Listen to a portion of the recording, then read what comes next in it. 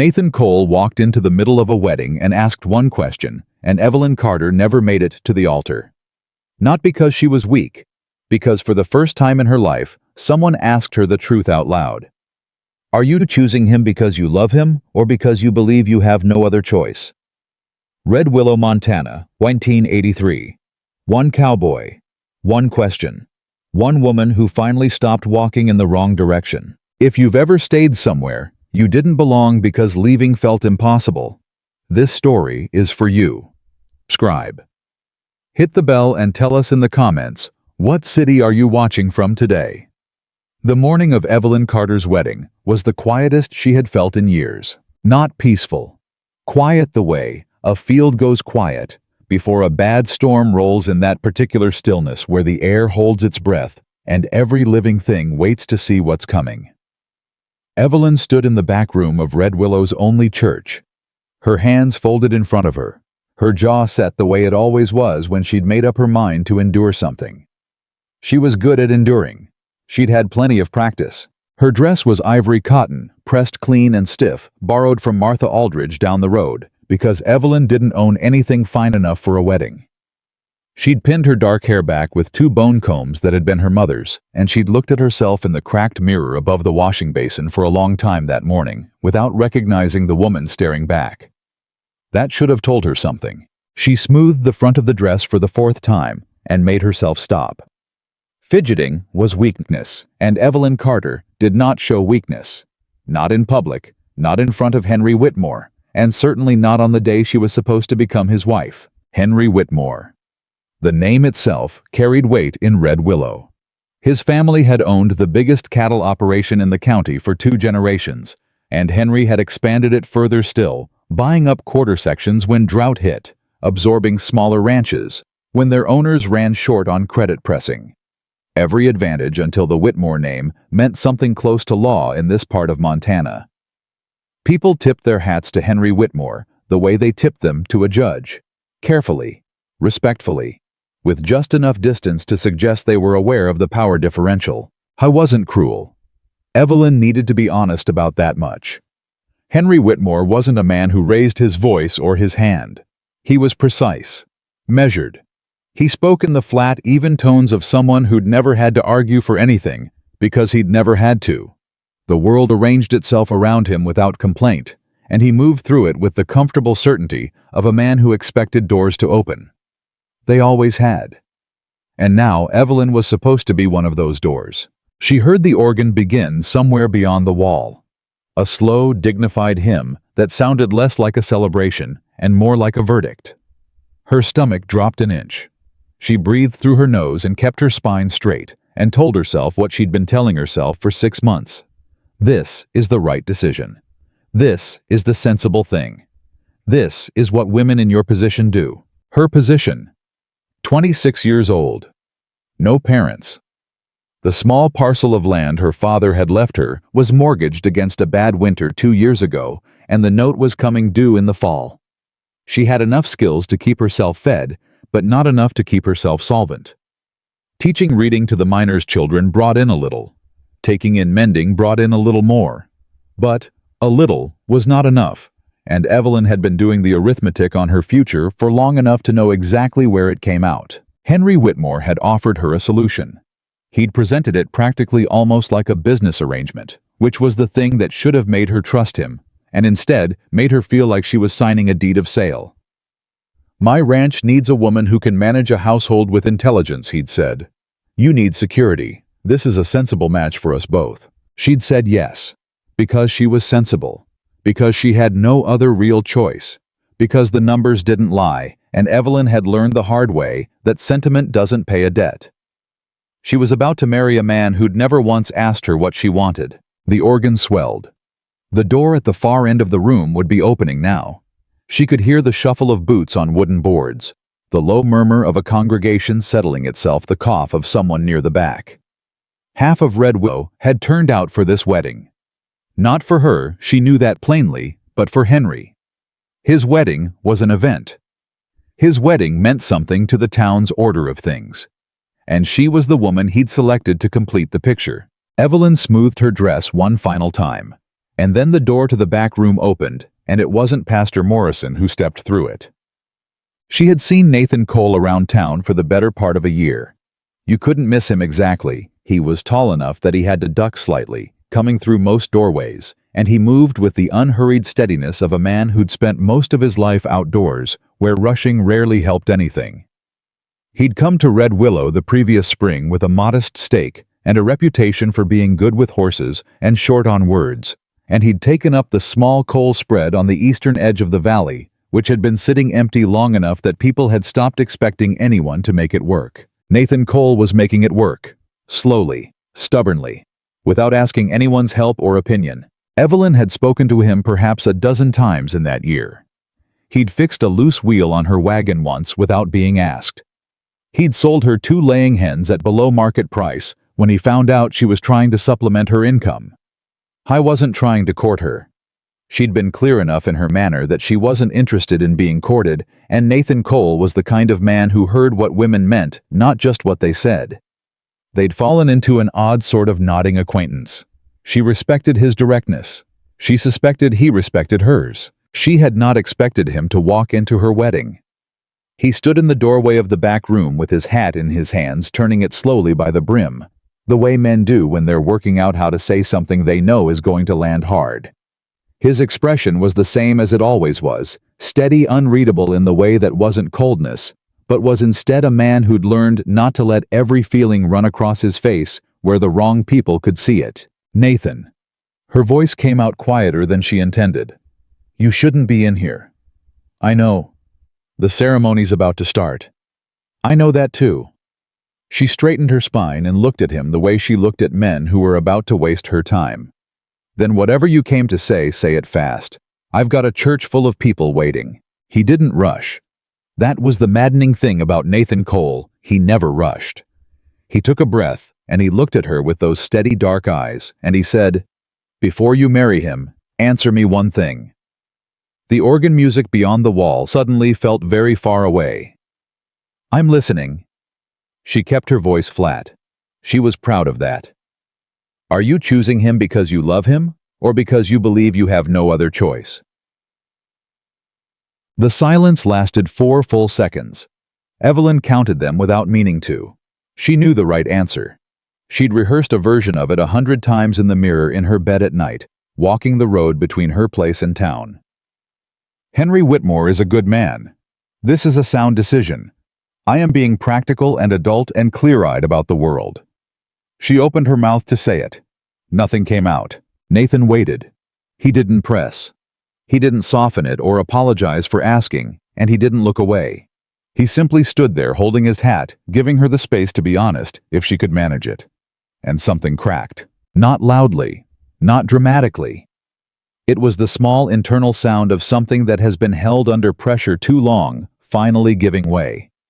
It cracked the way ice cracks in late March, that first thin seam opening across the surface, invisible until you put your weight on it, and the whole thing shifts. That's none of your business. She said it hard. She meant it to end the conversation. You're right, it isn't. Nathan's jaw tightened just a fraction. So I'll say my piece, and then I'll leave, and whatever you decide after that, I'll respect it completely. He took one step forward and stopped. I'm not here to tell you not to marry him. I'm not standing here because I've got some claim on you, or because I think I know your life better than you do. Then why are you standing here? Because I know what it looks like when a person chooses a life, because everyone else told them it was the sensible thing to do. His voice hadn't risen. It was quieter now, if anything, and that quietness made it cut deeper. I did it once. Signed away 5 years of my life to a path somebody else laid out, because walking away felt impossible, and staying felt survivable. And survivable isn't the same thing as living, Evelyn. I know you know the difference. She didn't answer. Her hands were very still at her sides. Henry Whitmore isn't a bad man, Nathan said. I won't say that. But he's not marrying you because you matter to him. He's marrying you because you fit. And you know it. You've known it since before you said yes. Stop. The word came out raw. She hadn't meant it to. I'll stop. He took a step back. But you should know whatever answer you give to that question today, make sure it's your answer. Not the one that sounds right in a church in front of people. Not the one that adds up on paper. Yours. The organ hit a sustained chord beyond the wall. Nathan Cole put his hat back on his head, touched the brim once, and walked out the door. Evelyn stood alone in the back room for 60 seconds. She knew because she counted. Then she picked up the hem of her borrowed dress, pushed through the side door that opened onto the alley beside the church, and walked away from her own wedding. She did not run.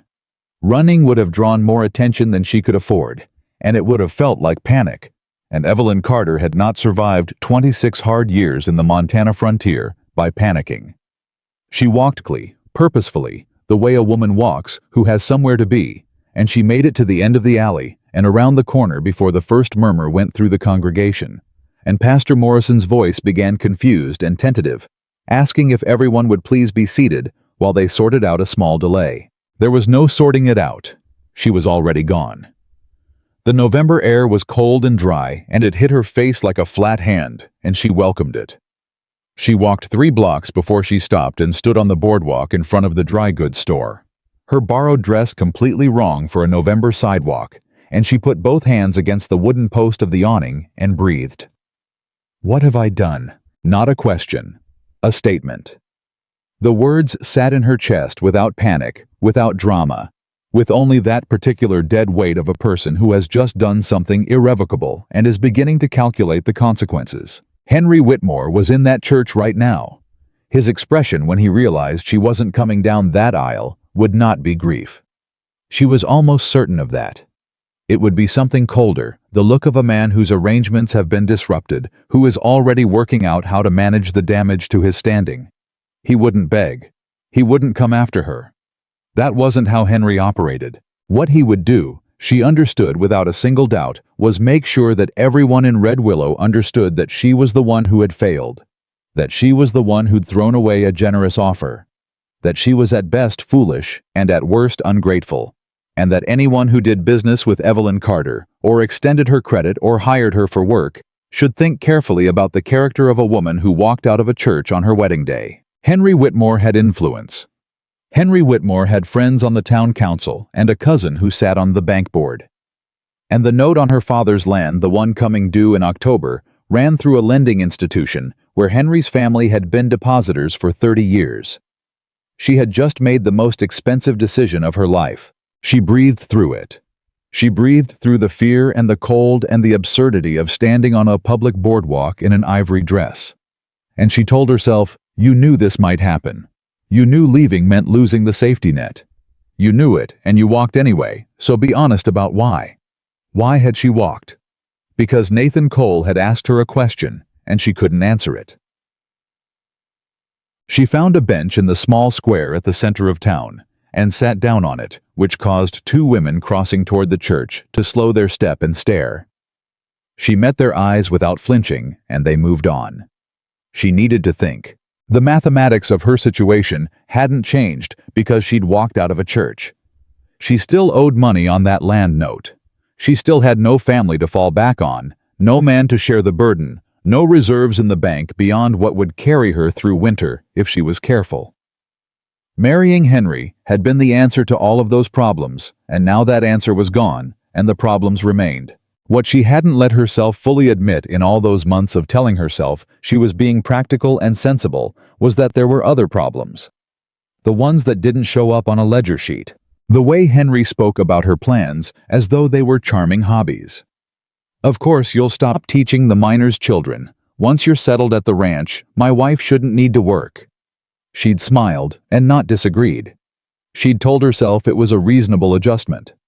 She'd told herself she could find satisfaction in running a large household in the work of managing a ranch of that scale, in the quiet dignity of being the woman behind a man of standing. She'd told herself she could live without being seen. That was the real calculus. Not the land note, not the winter stores, not the town's opinion. Those were all real and pressing, and she wasn't fool enough to dismiss them.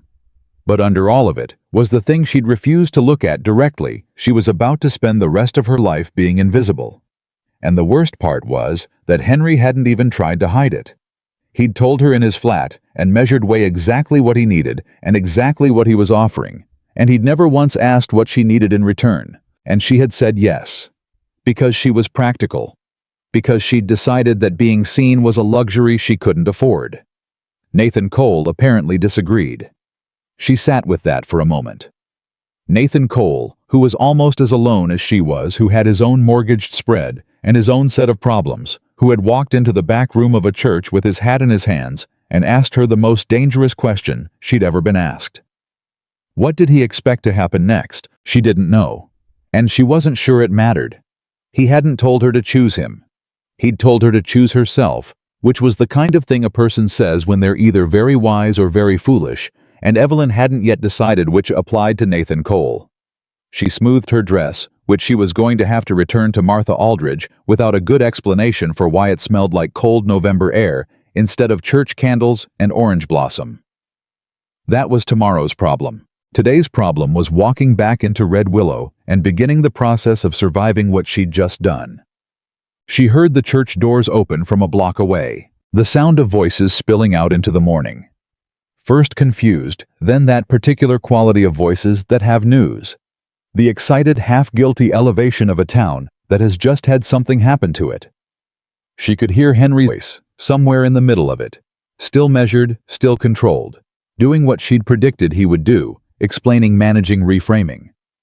She couldn't make out the words from where she sat, but she didn't need to. She knew the general shape of it. She stood up from this bench. Her back was straight, and her hands were steady, and she walked back toward the square with the deliberate, unhurried step of a woman who had somewhere to be. Several people saw her and stopped. She nodded at them. She kept walking. She heard someone say her name behind her, Sarah Greer, who ran the millinery, and who had always been more interested in gossip than in anything she sold, and she did not slow her step. She was halfway across the square when Henry's voice, clear and carrying, reached her across the cold air. Evelyn. She stopped. She turned. Henry Whitmore was standing in front of the church steps 30 feet away, still in his good suit. Behind him, the congregation had spilled out onto the steps and the walk, and they stood watching with the particular frozen attention of people who can't decide whether to pretend they're not watching or abandon the pretense entirely. Pastor Morrison was visible on the steps, his expression somewhere between pastoral concern and completely lost. Henry looked at her, the way he looked at everything measuring contained already working the problem. "We should talk." He said it quietly, but the square was quiet enough that it carried. "We are talking." She kept her voice level. "We're talking in front of the entire town, which I imagine is uncomfortable for you." A small, involuntary tightening around his eyes.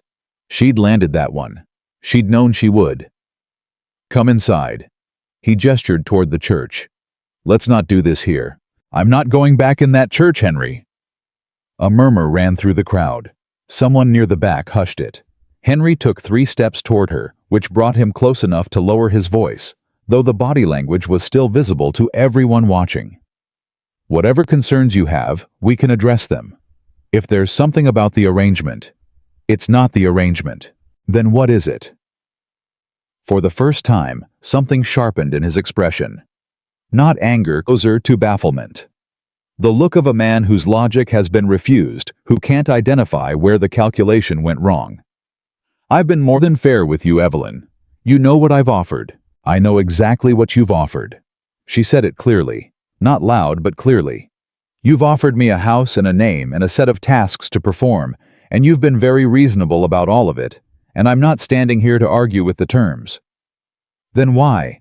"Because I realized this morning that what you offered me and what I actually want are not the same thing."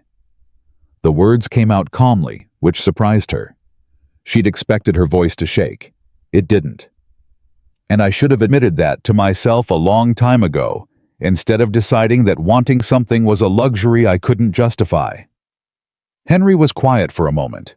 Behind him, the congregation had gone absolutely still. "That's a very romantic way," he said carefully, "to throw away a secure future."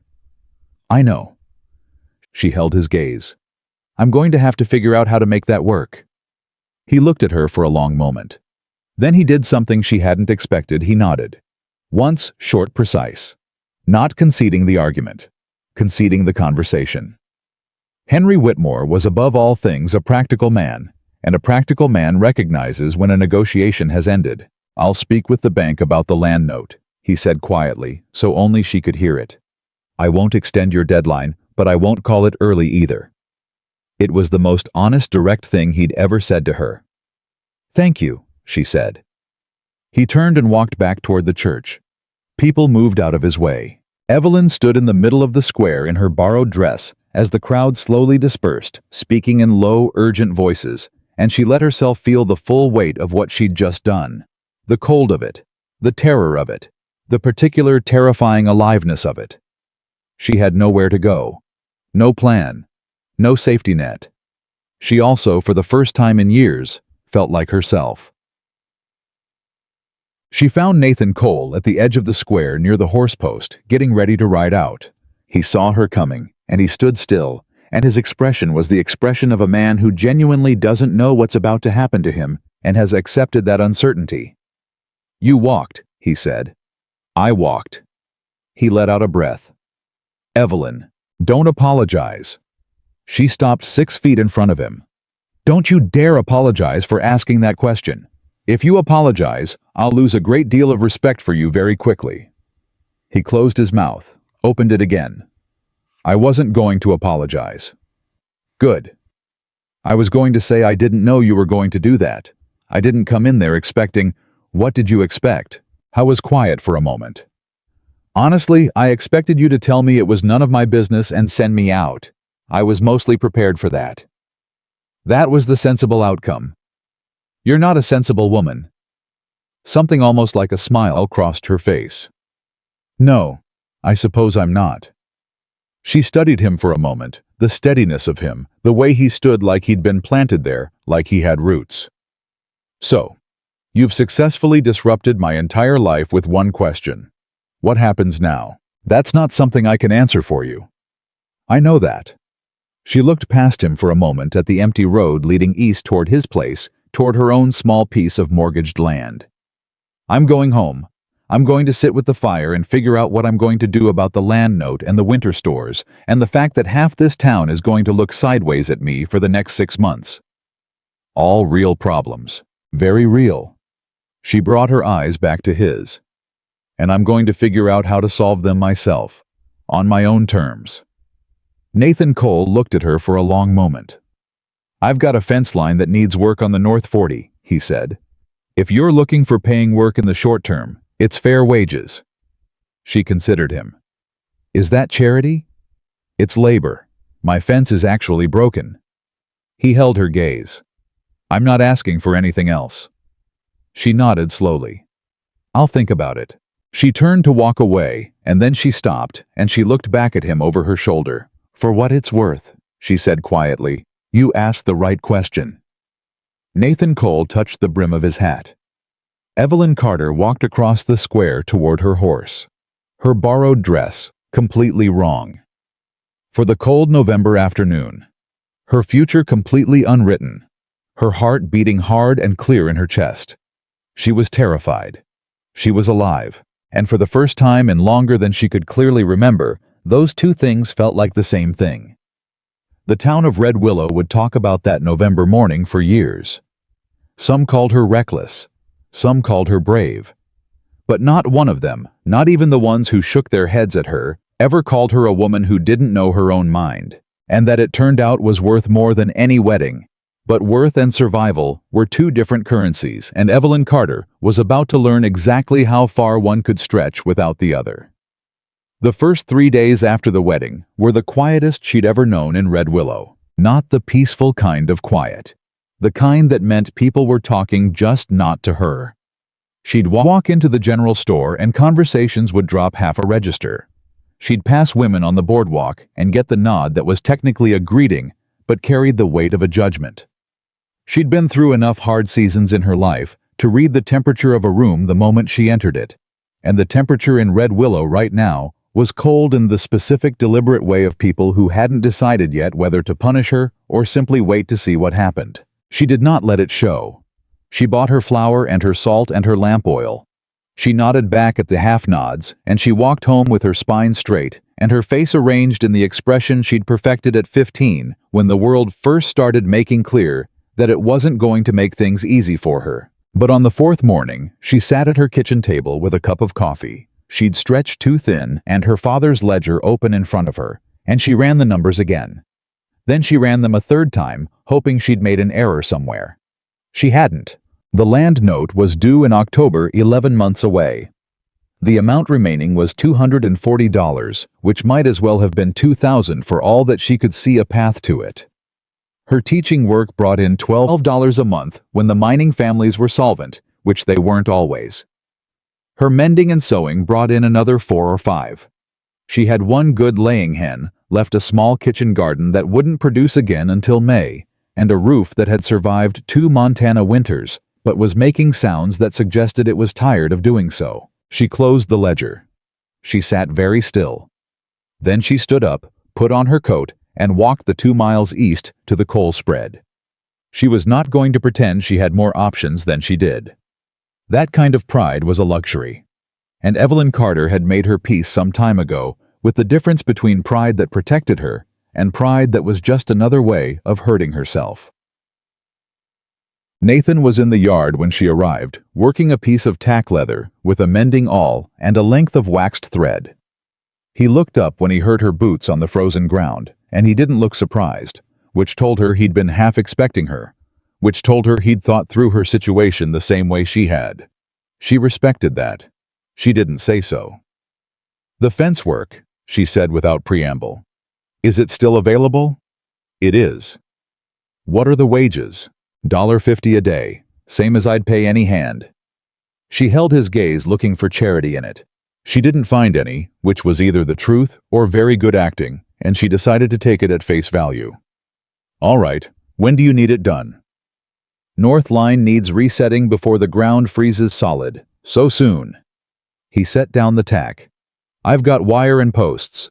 I need someone who can follow a line and work steady. It's cold work." "I've done cold work." "I know you have." She nodded once. "I'll start tomorrow." She turned to leave, and his voice came after her easy and unadorned. "Evelyn, there's something else." She turned back. "Thomas Greer came by yesterday." He said it plainly, watching her face. "From the bank board." Her stomach dropped an inch. Thomas Greer was Sarah Greer's husband and Henry Whitmore's cousin by marriage, and the single most connected gossip in Red Willow's banking establishment. What did he want? "I wanted to know if I was planning on extending you credit against your land." Nathan's jaw was tight. "Wanted to know if there was, how'd he put it, a personal arrangement between us that the bank should be aware of." The cold hit her face in a different way. He was checking whether Henry needed to move on the note early. That's what it sounded like to me. She was quiet for a moment, working through it. Henry had promised not to call the note early. But Henry working through Greer to check whether she had alternative support was Henry finding a way to reconsider that promise without technically breaking it. It was exactly what she would have expected from a precise and practical man who didn't like having his arrangements disrupted.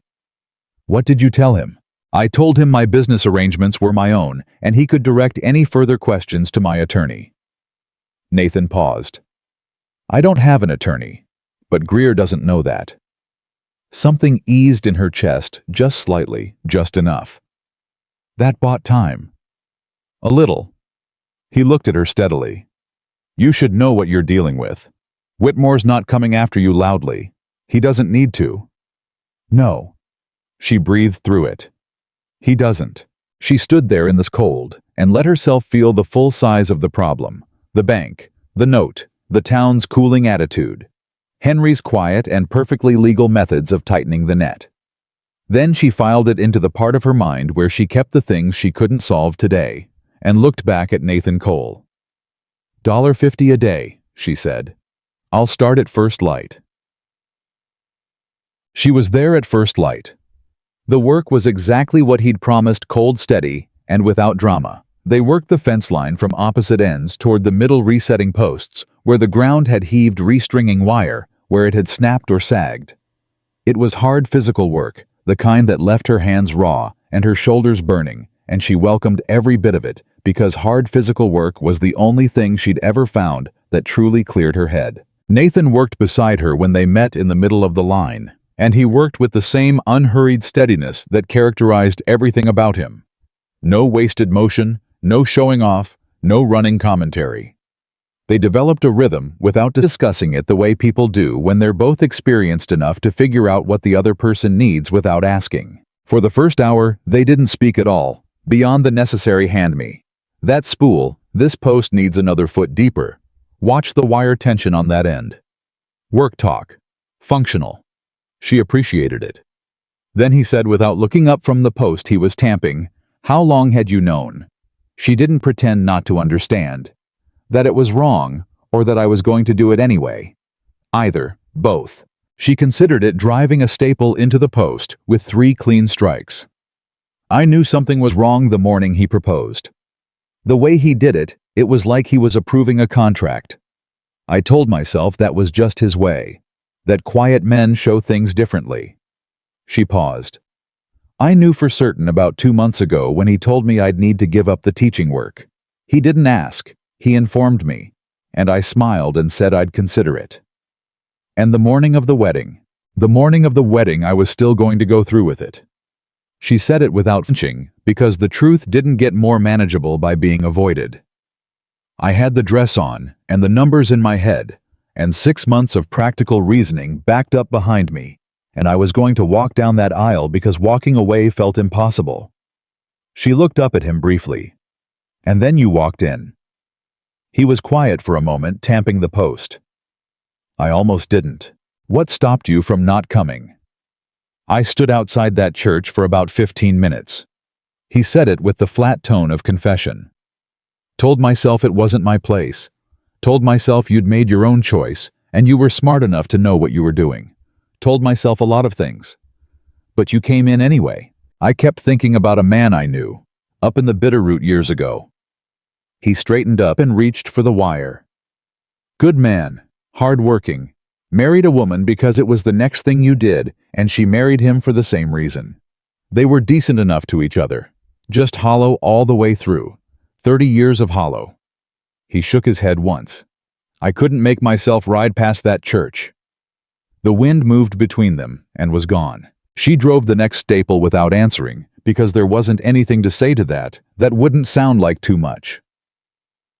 By the end of the first week of fence work, 2 things had happened. The first was that Sarah Greer had taken it upon herself to inform the 2 women who taught reading at the church school that Evelyn's behavior on the wedding day was the sort of thing that reflected on the moral character of anyone associated with her, and that perhaps the mining family's children would benefit from a teacher with a more settled situation.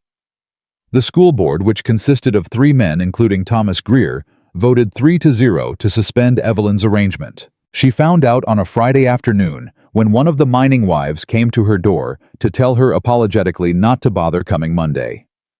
The woman was embarrassed. Evelyn thanked her, closed the door, and sat down on the floor of her kitchen because her legs had decided they needed a moment. $12 a month gone. Just like that. She sat on that floor for exactly 2 minutes. Then she stood up, washed her face, and did the arithmetic again.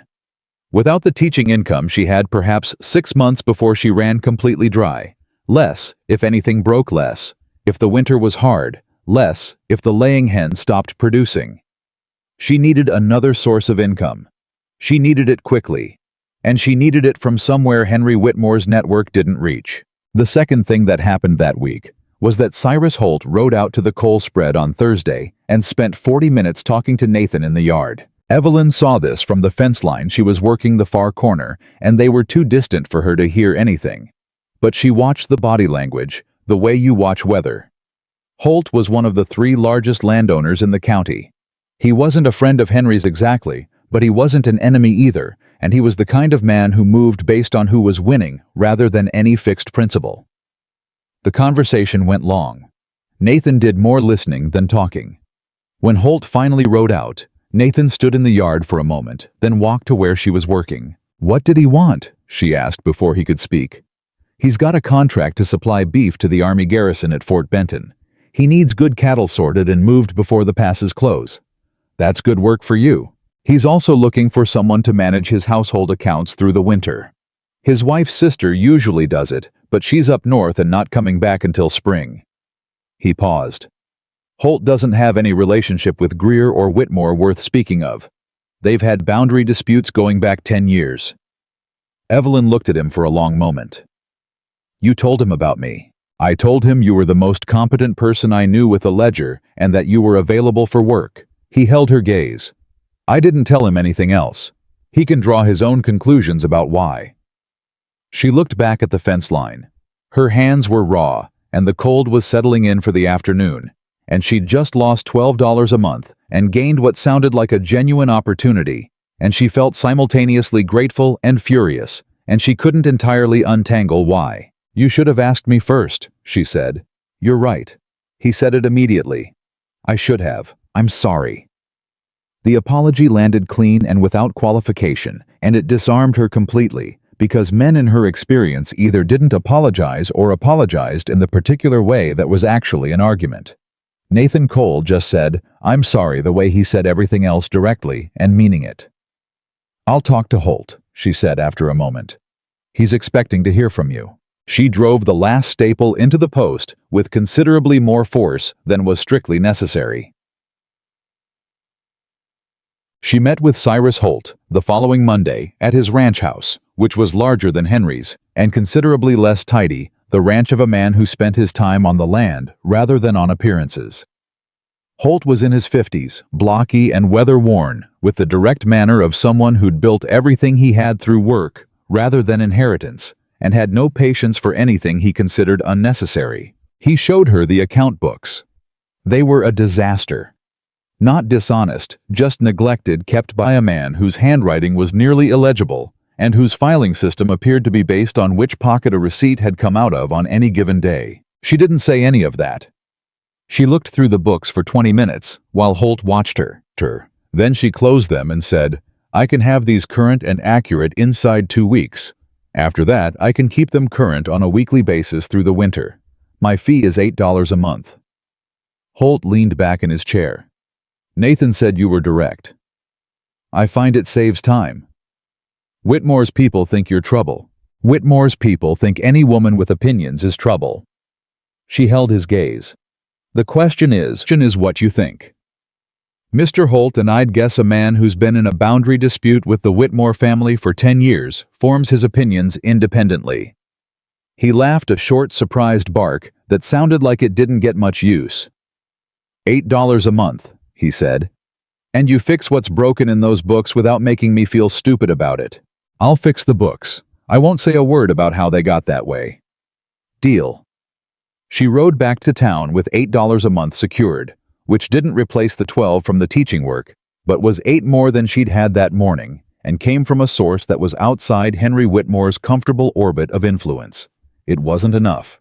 It wasn't close to enough, but it was a start. What she didn't anticipate, what none of her careful arithmetic had accounted for, was Martha Aldridge. Martha Aldridge was 61 years old, had been widowed for 15 years, and ran the best-stocked and most organized household in Red Willow, without appearing to work particularly hard at it.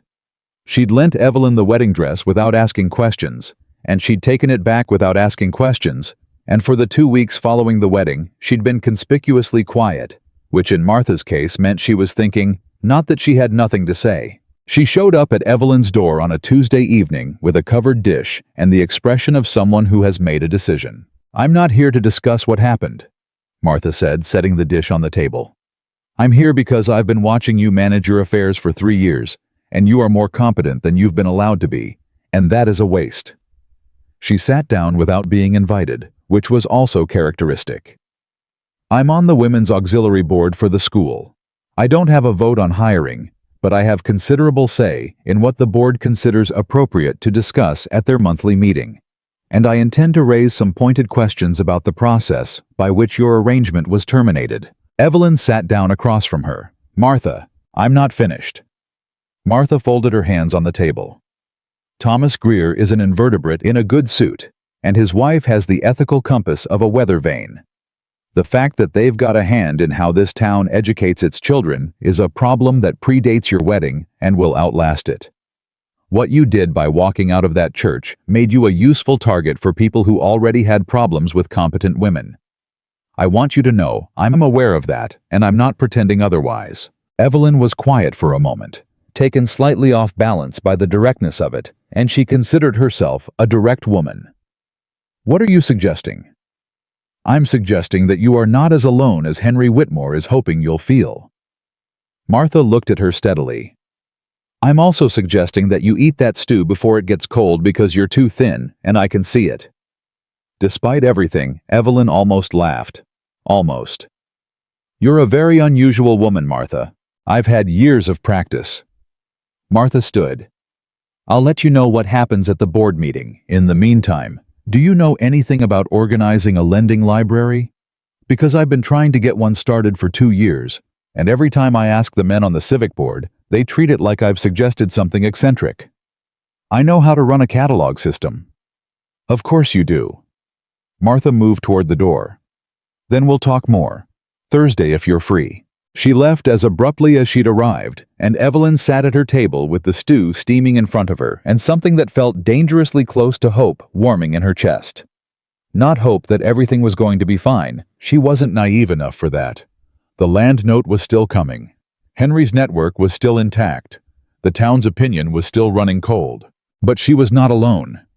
And she had not known until this moment how heavily the weight of that aloneness had been sitting on her. 2 weeks into her work at Holt's Ranch, she arrived one morning to find Henry Whitmore's horse tied at the post outside. She did not slow her step. She tied her own horse beside his, went through the front door, and found Henry and Holt in the main room, Holt sitting. Henry standing, the two of them engaged in what was technically polite conversation, and was actually a very quiet version of two men staking out positions. Henry looked at her without visible reaction. "Evelyn." "Henry." She held his gaze for exactly 1 second, then looked at Holt. "I'll start with last week's receipts if that's all right." "Go ahead," Holt said.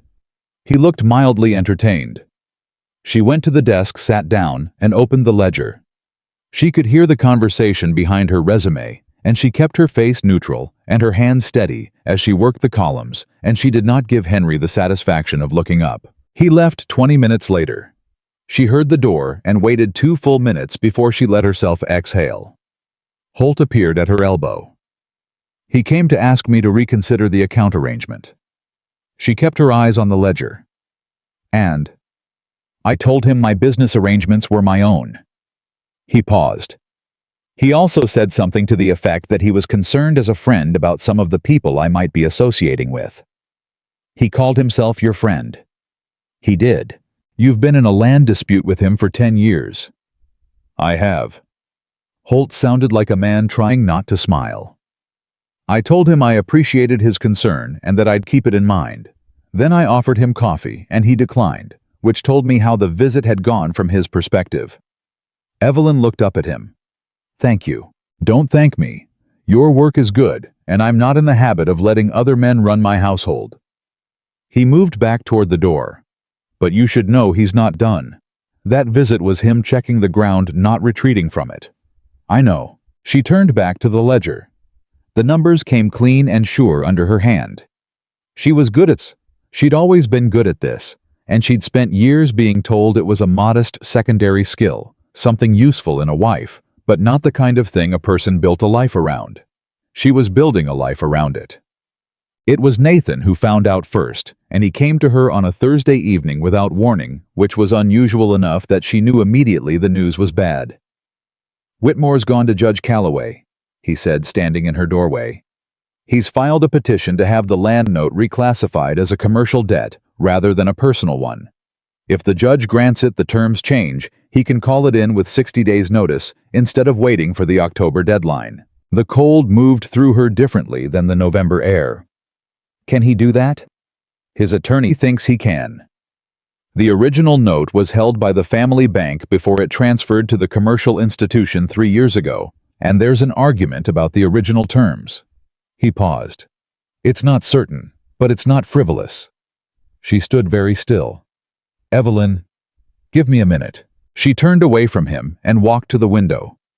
Outside was the land her father had broken himself working, the land she'd grown up on. The land that was the only thing she had left of a life before the hard years set in. $240. With the teaching work gone and the Holt money coming in slowly, she was months away from being able to address it, even under the original terms. If Henry could move the deadline, she was out of time. Why is he doing this?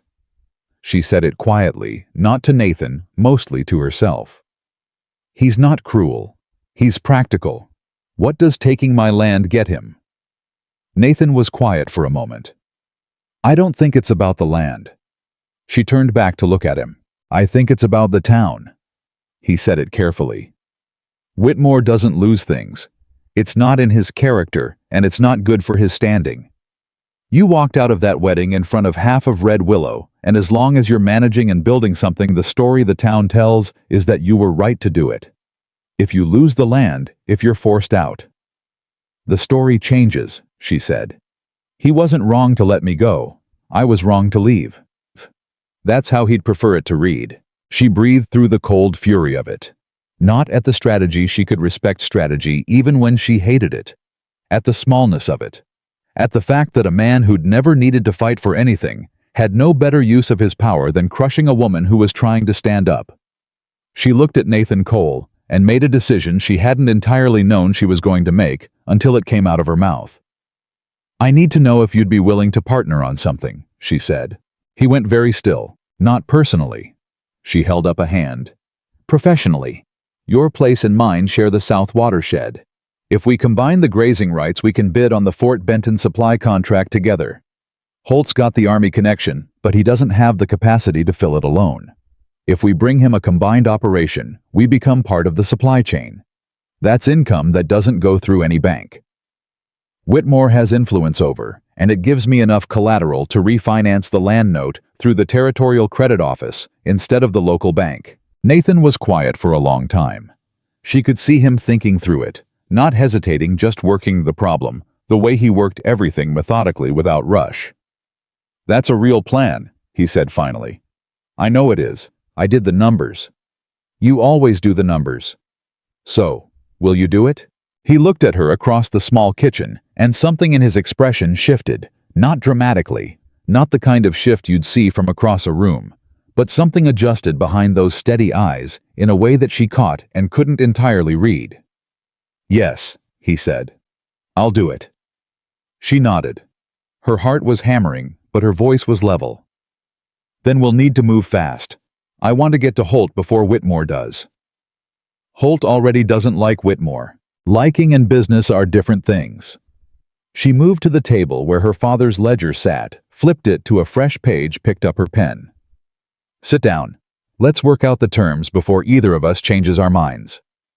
He sat down across from her, and she began to write, and neither of them said anything that wasn't practical and necessary, and the lamp burned low between them while the Montana night pressed cold against the walls of her father's house. She didn't let herself think about what it meant that he'd said yes without a moment's hesitation.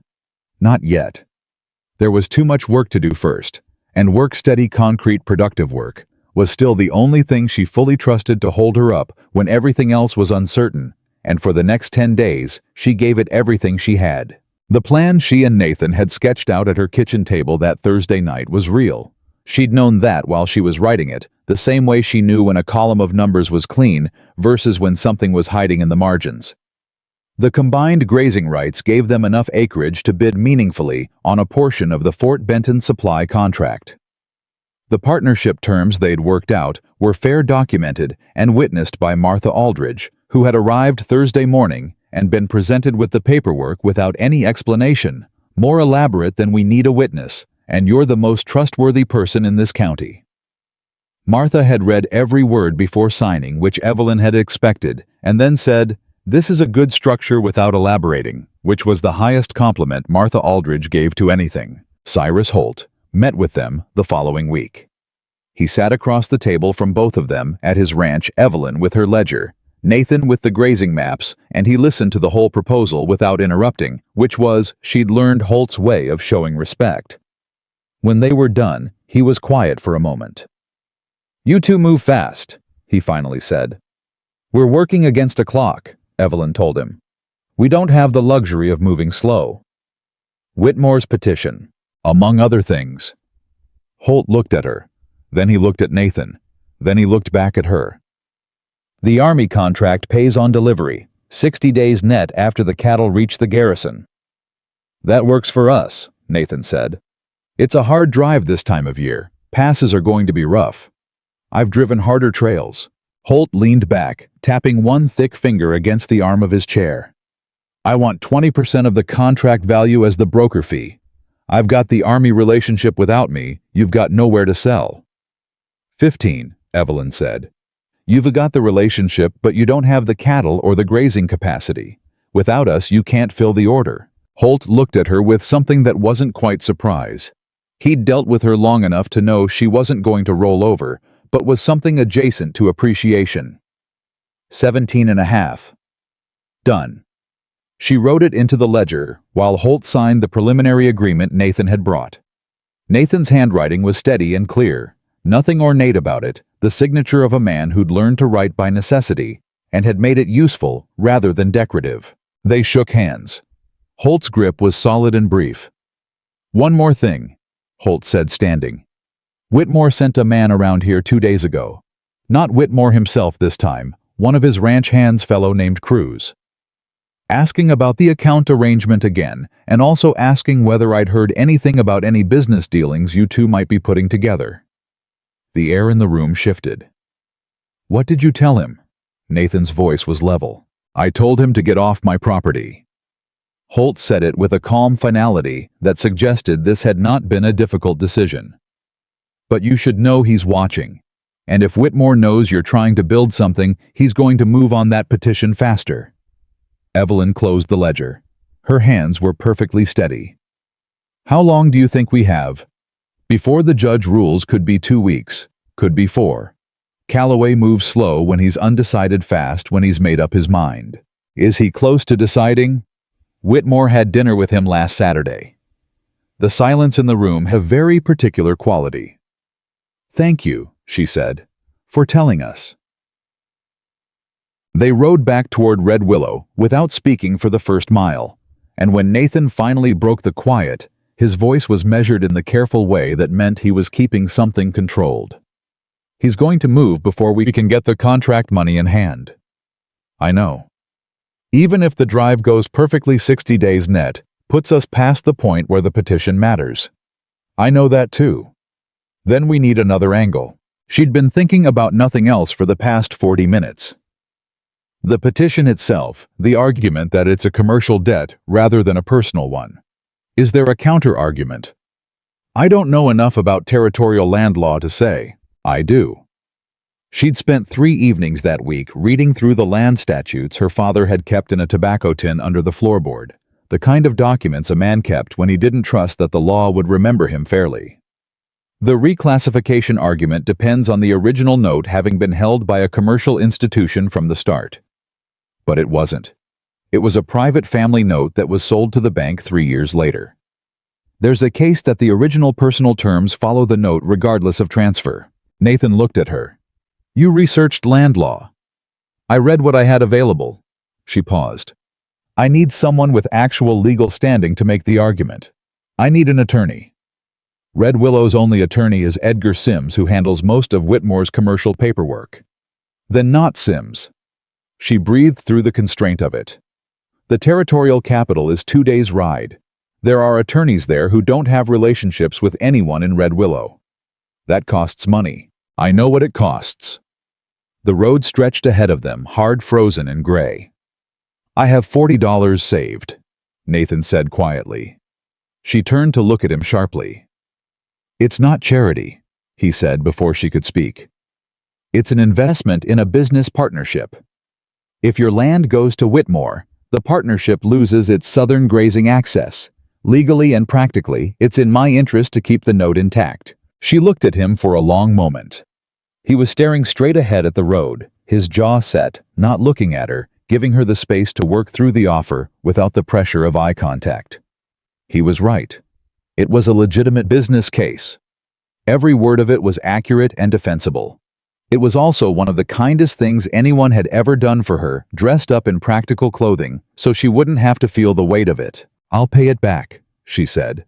Out of the first contract payment. I know you will. They rode in silence for another quarter-mile. Then she said without looking at him, "Nathan, why did you really come into that church?" He didn't answer immediately. The horse's hooves on the frozen ground marked the seconds. Because watching someone disappear into a life that was wrong for them. He stopped, started again. "I told you about the man in this bitter root, 30 years hollow. You said, 'That man was my father.'" She looked at him. He was still watching the road.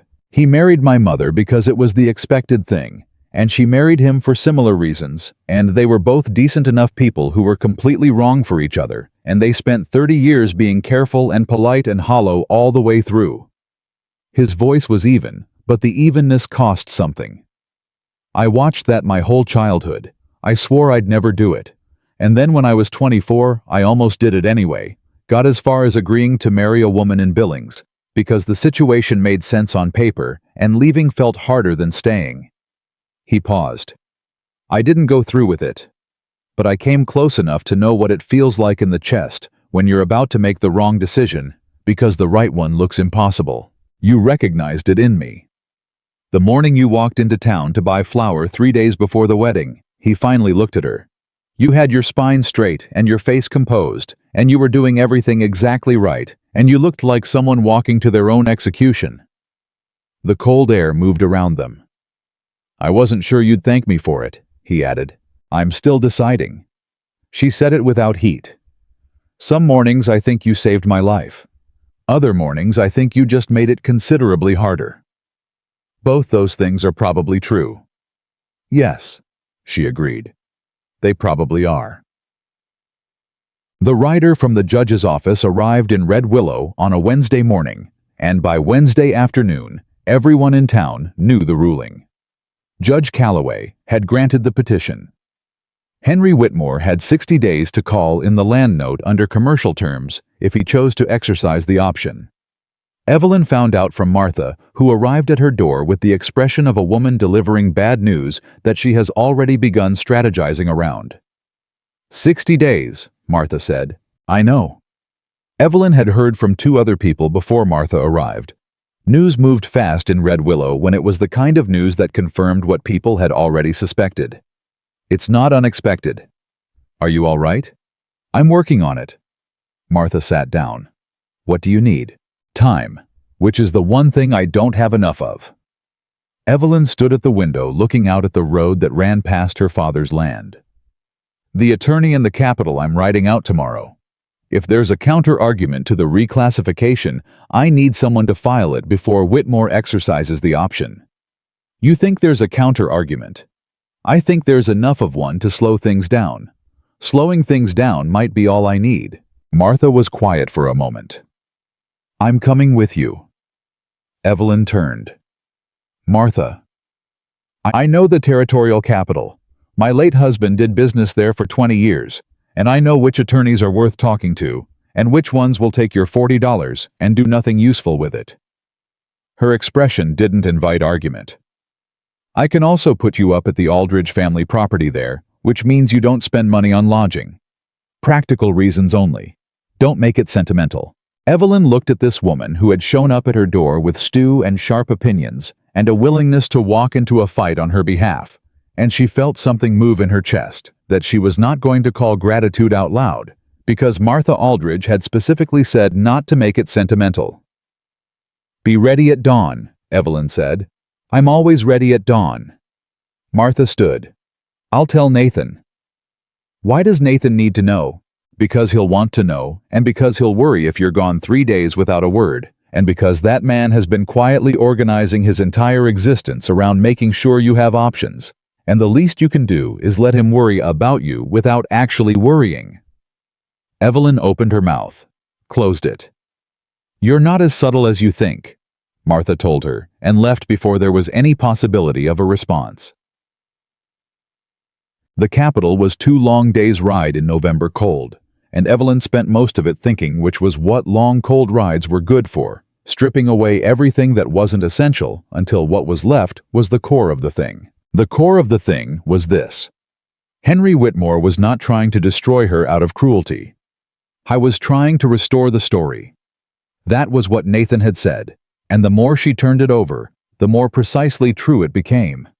As long as she was managing, as long as she was building something, holding her ground, becoming evidence that walking out of that church had been the right choice. The story the town told was that she'd been right. And Henry Whitmore's world ran on story, on narrative, on the particular version of events where the Whitmore family was the reasonable, responsible center of Red Willow's order, and everything orbited appropriately around them. She had disrupted that orbit, and he was using the tools available to him to bring it back into alignment. She was not going to let him. The attorney Martha brought her to was a woman which Evelyn had not expected, and which made her revise several assumptions simultaneously. Her name was Adelaide Cross, and she was 40-something with gray-streaked hair and reading spectacles and the brisk, unimpressed manner of a person who'd spent 20 years proving competence in a field that hadn't wanted to admit she was there. She practiced territorial land law and commercial contract dispute, and she had never lost a land note case. She said this last thing without arrogance. It was a statement of record. Evelyn laid out the complete situation. In 20 minutes, the original note, the transfer to the commercial bank, Whitmore's petition, the judge's ruling, the original personal terms. Adelaide Cross listened without interrupting, which was the same way Holt listened and meant the same thing. When Evelyn finished, Adelaide was quiet for 30 seconds. The reclassification argument has a flaw, she said finally. Small but exploitable. The transfer document from the family bank to the commercial institution 3 years ago contained a clause standard boilerplate. They put it in everything stipulating that all original note conditions transfer with the debt. If the original note was personal, that clause preserves the personal terms regardless of reclassification. That clause would override the petition. If I can make the argument stick, yes. It would at minimum force a second hearing, and it would shift the burden to Whitmore's attorney to prove the clause was superseded by the reclassification. Adelaide looked over her spectacles. How good is Whitmore's attorney? Edgar Sims. He handles standard commercial work. He's competent, but not exceptional. Then he probably didn't look closely enough at the transfer document. Adelaide said it without pleasure, simply as an assessment. I'll need a copy of the original note and the transfer document. I have both. Evelyn opened her bag and laid the papers on the desk. Adelaide Cross looked at them with the expression of a person who has just been given something she can work with. This is going to cost you $50 for the filing and my time through the initial hearing. Evelyn's stomach tightened. She had 40. I have 40, she said. I can have the remaining 10 by the end of the month. Adelaide looked at her steadily. Pay me the 40 now and the 10 when you have it. I don't front legal work for people I don't trust, and Martha Aldridge vouching for you is sufficient trust. Martha, seated in the corner, looked entirely unsurprised by this. Evelyn counted out $40 from the envelope Nathan had given her, his $40, the ones she was going to pay back from the first contract payment, and laid them on Adelaide Cross's desk. File quickly, she said. We have less than 60 days. I'll file by Friday. Adelaide gathered the papers with efficient hands. Tell me one more thing. This Judge Calloway who ruled on the petition, is he honest? Evelyn thought about that. I think he's careful. And I think he did Whitmore a favor because the social cost of not doing it was higher than the social cost of granting a reasonable-looking petition. But I don't think he wants to get caught ruling badly on something that has a documented counter-argument. Adelaide nodded slowly. Then the second hearing is your real play. Not winning the first argument, just making the argument well enough that a careful judge has to take it seriously. Slow him down, Evelyn said. Long enough for you to move the money. That's the idea. Adelaide Cross looked at her with something that wasn't quite a smile, but was in the neighborhood of one. You've thought this through. I've had to. Evelyn met her gaze. I don't have the option of not thinking things through. They rode back on the second day, and Evelyn was an hour from Red Willow when the thing she'd been not thinking about forced itself to the front of her mind. Nathan Cole. She'd been managing deliberately carefully, with the kind of controlled precision she applied to the ledger columns, not to think about what Martha had said before they left. That man has been quietly organizing his entire existence around making sure you have options.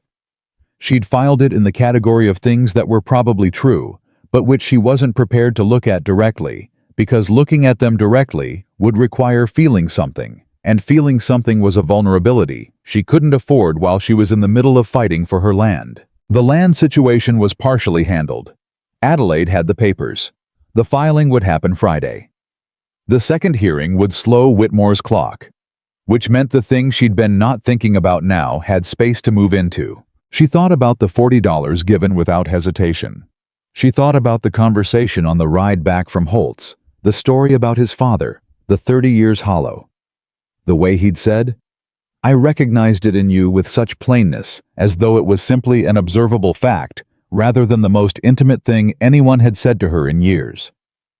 She thought about the man who had spent a year building a ranch alone in the valley east of town, who had fixed her wagon without being asked and sold her laying hens at below market price, and then walked into a church with his hat in his hands because he couldn't make himself ride past it. She thought about what it meant that she'd never once thought of him as someone who needed saving. Most men. She'd known even decent ones had a particular quality to them when they were helping, a subtle tilting of the dynamic, a slight inflation of their own importance in the story. "Look at what I've done for you. Look at how much you need me." She'd learned to read it early, and she'd learned to resist it, and the resistance had made her seem cold to some people and proud to others, and she'd decided she could live with both of those assessments. Nathan didn't tilt. He showed up. He did the thing. He stepped back. His presence never contracted the space around her.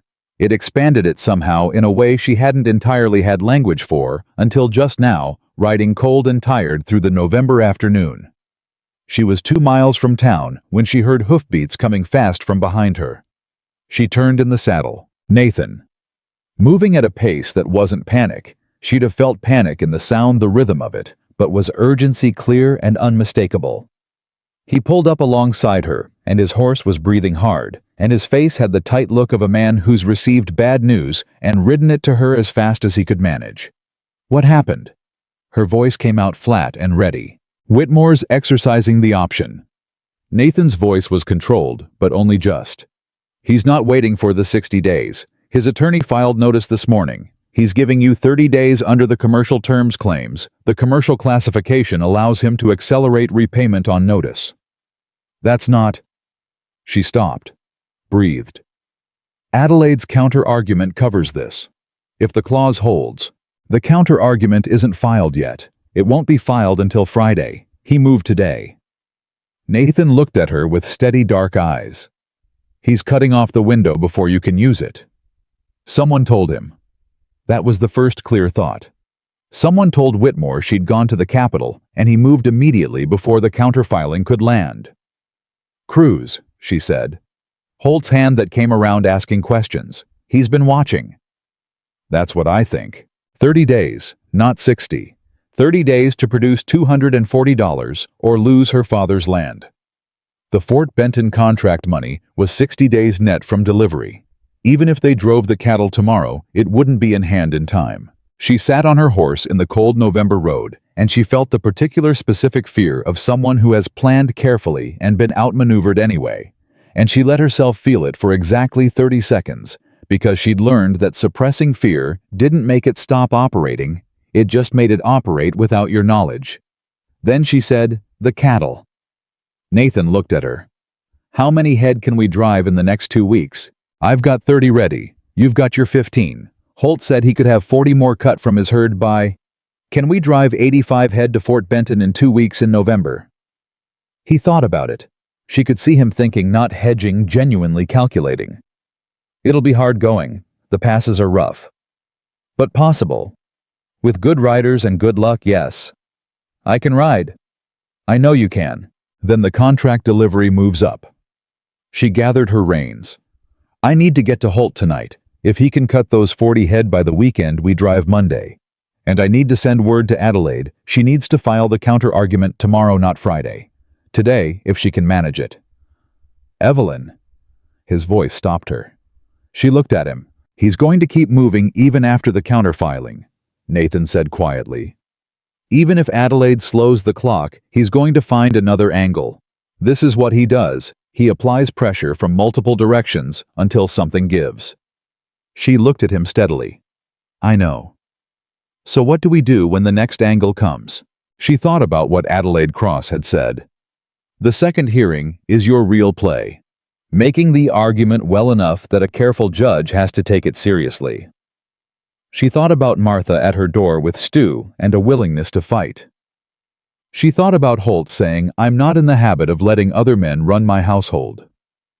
She thought about the people Henry Whitmore hadn't considered when he calculated the cost of pressuring her. We stop fighting his battle on his ground, she said. He's been making me react. Every move he makes, I have to respond to it. I need to move first. I need to make him react.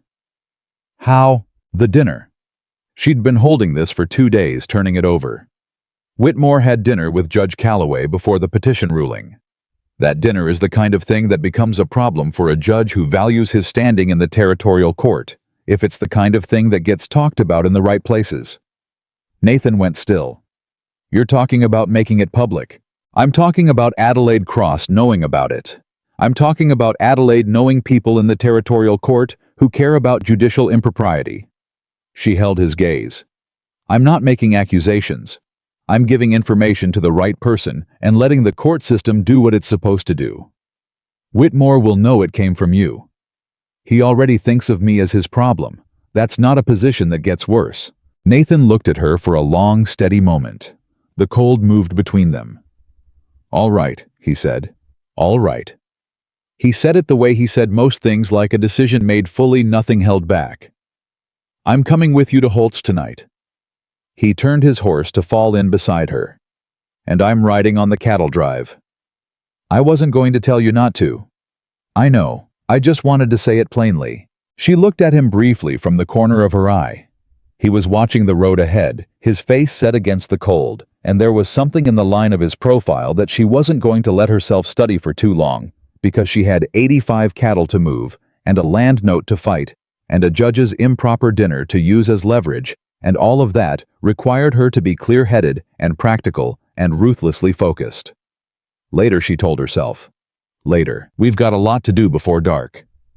He touched the brim of his hat, and they rode. What Evelyn had not accounted for, what had not appeared in any of her careful calculations, was what happened in Red Willow the morning after she and Nathan rode to Holt's, and what came after that. Martha Aldridge had been busy. While Evelyn was in the capital, Martha had done something methodical and quiet and devastatingly effective.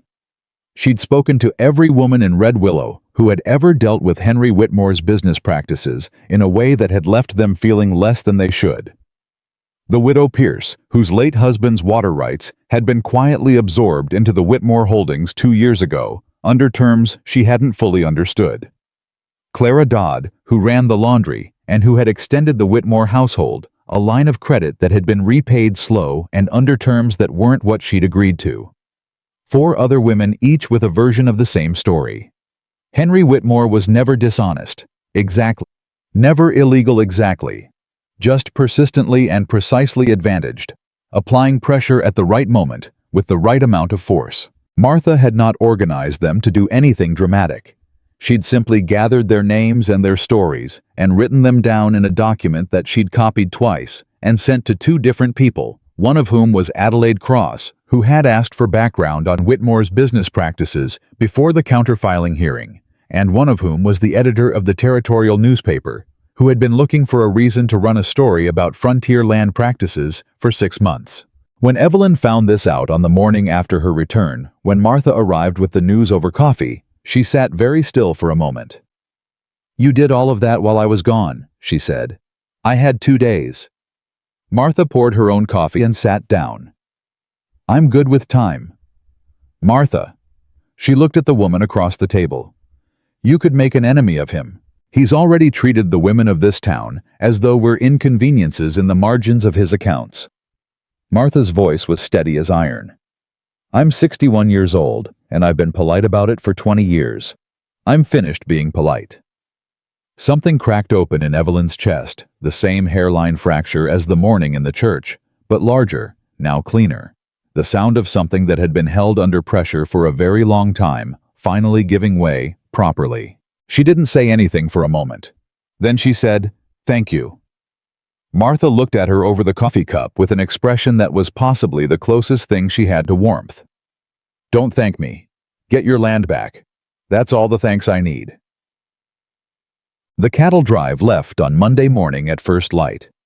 83 head. They'd come up too short of the target when two of Holt's animals pulled lame at the last check, and they'd made the call without sentiment because the drive was going to be hard enough without animals that couldn't keep the pace.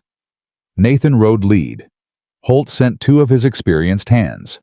Evelyn rode the left flank, which was the harder position on a trail drive, cutting into the wind and keeping the drift managed. She'd been on cattle drives as a girl helping her father. She knew the work. What she hadn't remembered, or maybe had never fully known as a child, was the pure grinding physicality of it.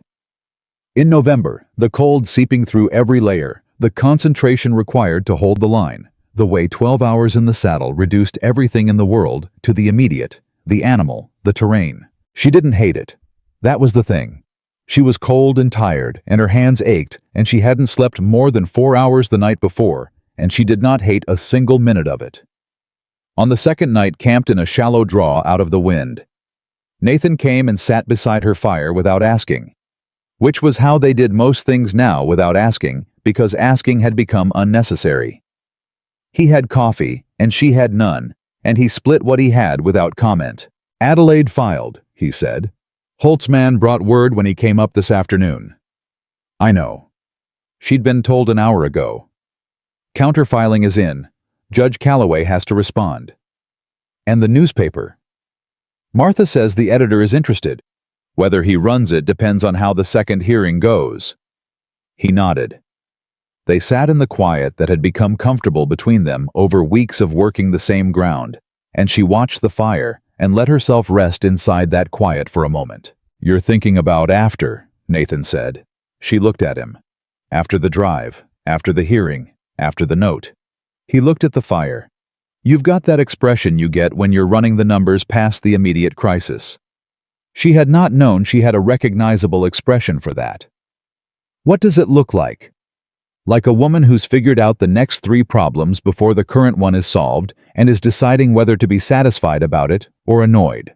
She laughed short, real, the kind that came out before she could manage it. "That's accurate."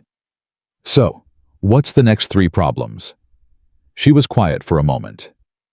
"The Holt arrangement runs through spring. After spring, I need to think about whether the ranch is viable long-term on its own, or whether it needs to be part of something larger. The partnership with you covers the immediate—" She stopped. Howe was looking at her with that steady expression, and she knew what was on the other side of the sentence she hadn't finished.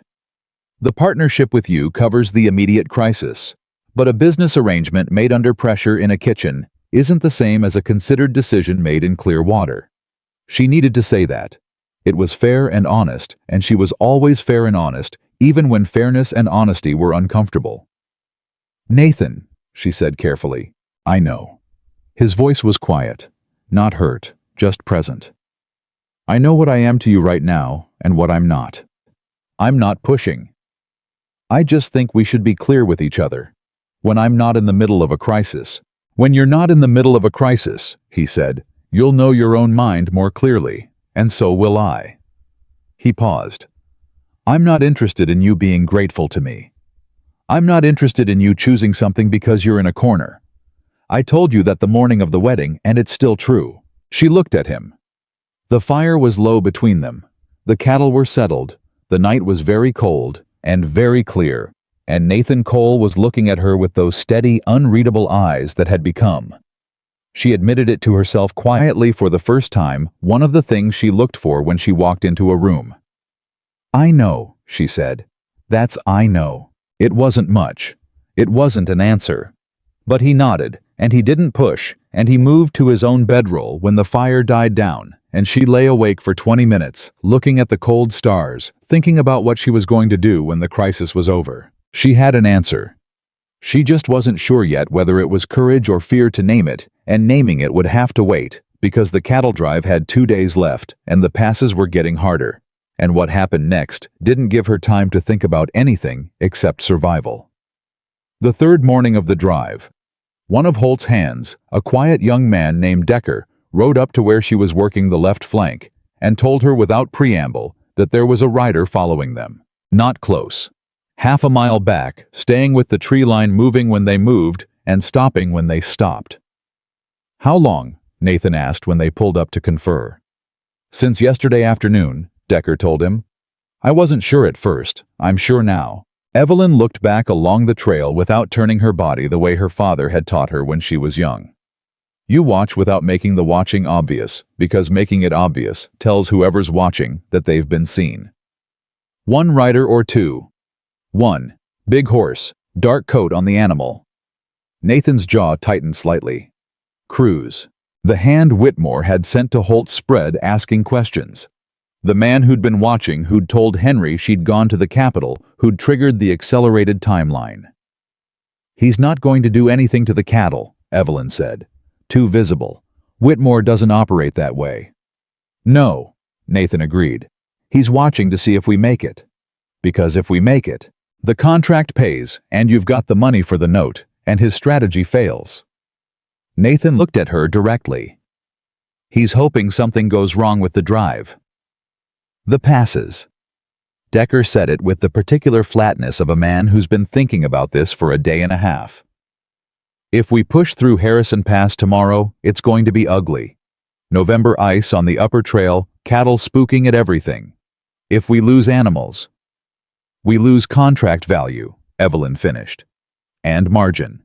She did the arithmetic in her head in the 30 seconds of silence that followed. They had 83 head.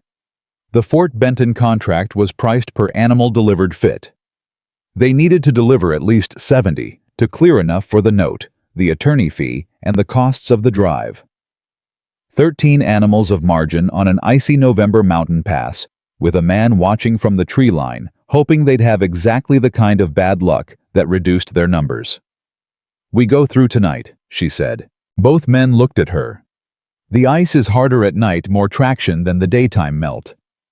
She kept her voice level because the idea was either brilliant or reckless, and she hadn't fully decided which. "Visibility's lower, but so the risk of sliding. And whoever's watching won't expect us to move at night. We come out the other side of Harrison before he can reposition." Nathan was quiet for 4 full seconds. She'd learned his silences, the difference between the silence of disagreement and the silence of a man genuinely running a calculation. This was the second kind. "The lead animals are solid," he said. "It's the rear third that'll be trouble on ice. Then you ride lead, and I'll ride rear." "Evelyn, I'm a better rider than Decker on uncertain ground, and you know it. You need your best person at the front setting pace, and your most reliable person at the back, keeping the drift managed." She held his gaze. "That's the formation that gives us the best odds. So that's the formation we use." He looked at her for a moment, with an expression she couldn't entirely read, something between respect and something adjacent to fear. Not for himself. She understood that without being told, but the particular fear of someone who has started to care about a person who insists on riding toward the hardest thing. "Rear position tonight," he said finally. "You stay within voice range of Decker's signal." Agreed. They moved the herd at 10 that night. What she remembered afterward, when she had the distance to remember it properly, was not the cold, or the dark, or the particular stomach-dropping lurch of her horse, finding uncertain footing on the iced trail. What she remembered was the 83 cattle on frozen rock. The particular percussion of hooves on ice that was unlike anything else.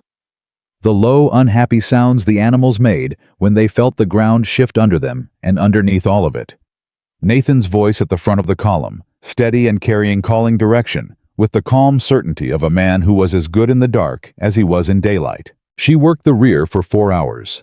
The worst stretch was a quarter-mile section where the trail narrowed and banked left, and the ice had built up in a way that made the footing genuinely treacherous, and 3 animals balked and had to be driven through individually, which meant getting her horse between a frightened 600-pound steer and a drop she couldn't see the bottom of in the dark, and talking to it. Actually talking to it low and steady, the same tone she used on ledger problems that weren't adding up, just the voice of a person who expected the situation to resolve. The steers moved. They came out the other side of Harrison Pass at 3 in the morning, 81, head intact. Two animals had turned back in the worst section, and she'd made the call to let them go, rather than risk the riders, and she sat on her horse at the bottom of the descent, with her hands shaking, and her heart hammering, and the clean, sharp aliveness of someone who has done the hard thing and come out the other side. Nathan rode back along the column to where she'd stopped. He pulled up alongside her and looked at her in the dark. 81, she said before he could ask. That's enough. Yes. She breathed out slowly. That's enough. He reached across the distance between their horses and put his hand over hers on the reins briefly, just for a moment, solid and warm through her glove, and then he rode back to the front of the column without a word. She sat with the warmth of that for the length of 3 breaths. Then she rode. Fort Benton received the cattle 4 days later, and the Army quartermaster was a meticulous man named Briggs, who counted every animal twice before he signed anything. He signed the delivery receipt for 81 head fit and sound and handed over the contract documentation with the flat efficiency of someone who conducted this transaction regularly and found nothing remarkable about it. What was remarkable, though? The quartermaster had no way of knowing. It was the woman standing at the tally board, checking his count against her own as he went. Because Evelyn Carter had been checking counts and running numbers her entire life, and she was not about to let 60 days net on $215 pass without verifying every line. The numbers matched. The contract payment at delivery completion net 60 days would clear the land note with $11 to spare. She stood outside the garrison gate and looked at the documentation in her hands and felt something she hadn't let herself feel in months.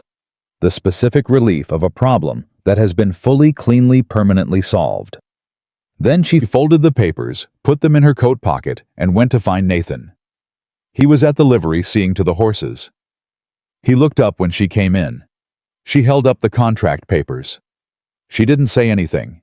She didn't need to. The expression that moved across Nathan Cole's face was one she'd never seen from him before. Not the steady, controlled steadiness that was his default, but something unguarded. Something that had been held behind the control for a long time and had finally run out of reasons to stay there. It lasted only a moment. Then he composed himself, and he nodded, and the corner of his mouth lifted. $11 to spare, she said. You counted already. I always count. He looked at her with that almost smile. Let's get the horses fed and find somewhere warm. I want to hear what Adelaide Cross has to say about the counterfiling. The telegraph from Adelaide was waiting at the garrison office. Adelaide Cross had filed the counter-argument on Tuesday, citing the transfer clause. Judge Calloway had responded not with a ruling, but with a scheduling of a second hearing, which was exactly what Adelaide had predicted. The scheduling of a second hearing meant the acceleration was on hold. The 30-day clock was paused pending the hearing outcome. The hearing was set for 3 weeks from Thursday. The 60-day contract payment would land 3 weeks after that. 6 weeks total. She needed 6 weeks. Adelaide's final line in the telegraph was short. The dinner is known to the right people. Calloway will be careful now. Evelyn read that last sentence 3 times. She thought about Martha and the document of women's stories and the territorial newspaper editor who'd been waiting 6 months for a story about frontier land practices. She thought about Cyrus Holt, who'd sent crews packing and signed the contract and done his business with people Whitmore had spent years antagonizing. She thought about Adelaide Cross, who'd taken $40 and done the work of 80. She thought about Decker, who'd ridden the hard position through Harrison Pass without complaint. She'd built something without entirely knowing she was building it. Not just a business arrangement or a legal strategy. A different kind of gravity. A pull toward herself from people who had their own reasons for wanting to see this particular fight come out right. That she realized was what Henry had miscalculated. He'd thought this was about one woman and her land note. He'd thought applying pressure to one point would be sufficient. He'd never counted on what happened when a woman who'd always been fighting alone let other people stand beside her. They rode back toward Red Willow the next morning, and on the second day's ride with the hard country opening up around them and the worst of it behind them. Decker and the other hand rode ahead, and Evelyn found herself alone with Nathan on the trail for the first time since the night camp before the pass. She'd been thinking about what to say. She'd had 2 days at Fort Benton and 2 days' ride to compose something, and she hadn't managed it to her satisfaction, which told her something about the nature of the thing she was trying to say. She decided to stop trying to compose it and just say it. "I've been thinking about what you asked," she said. "On the drive, the night before the pass."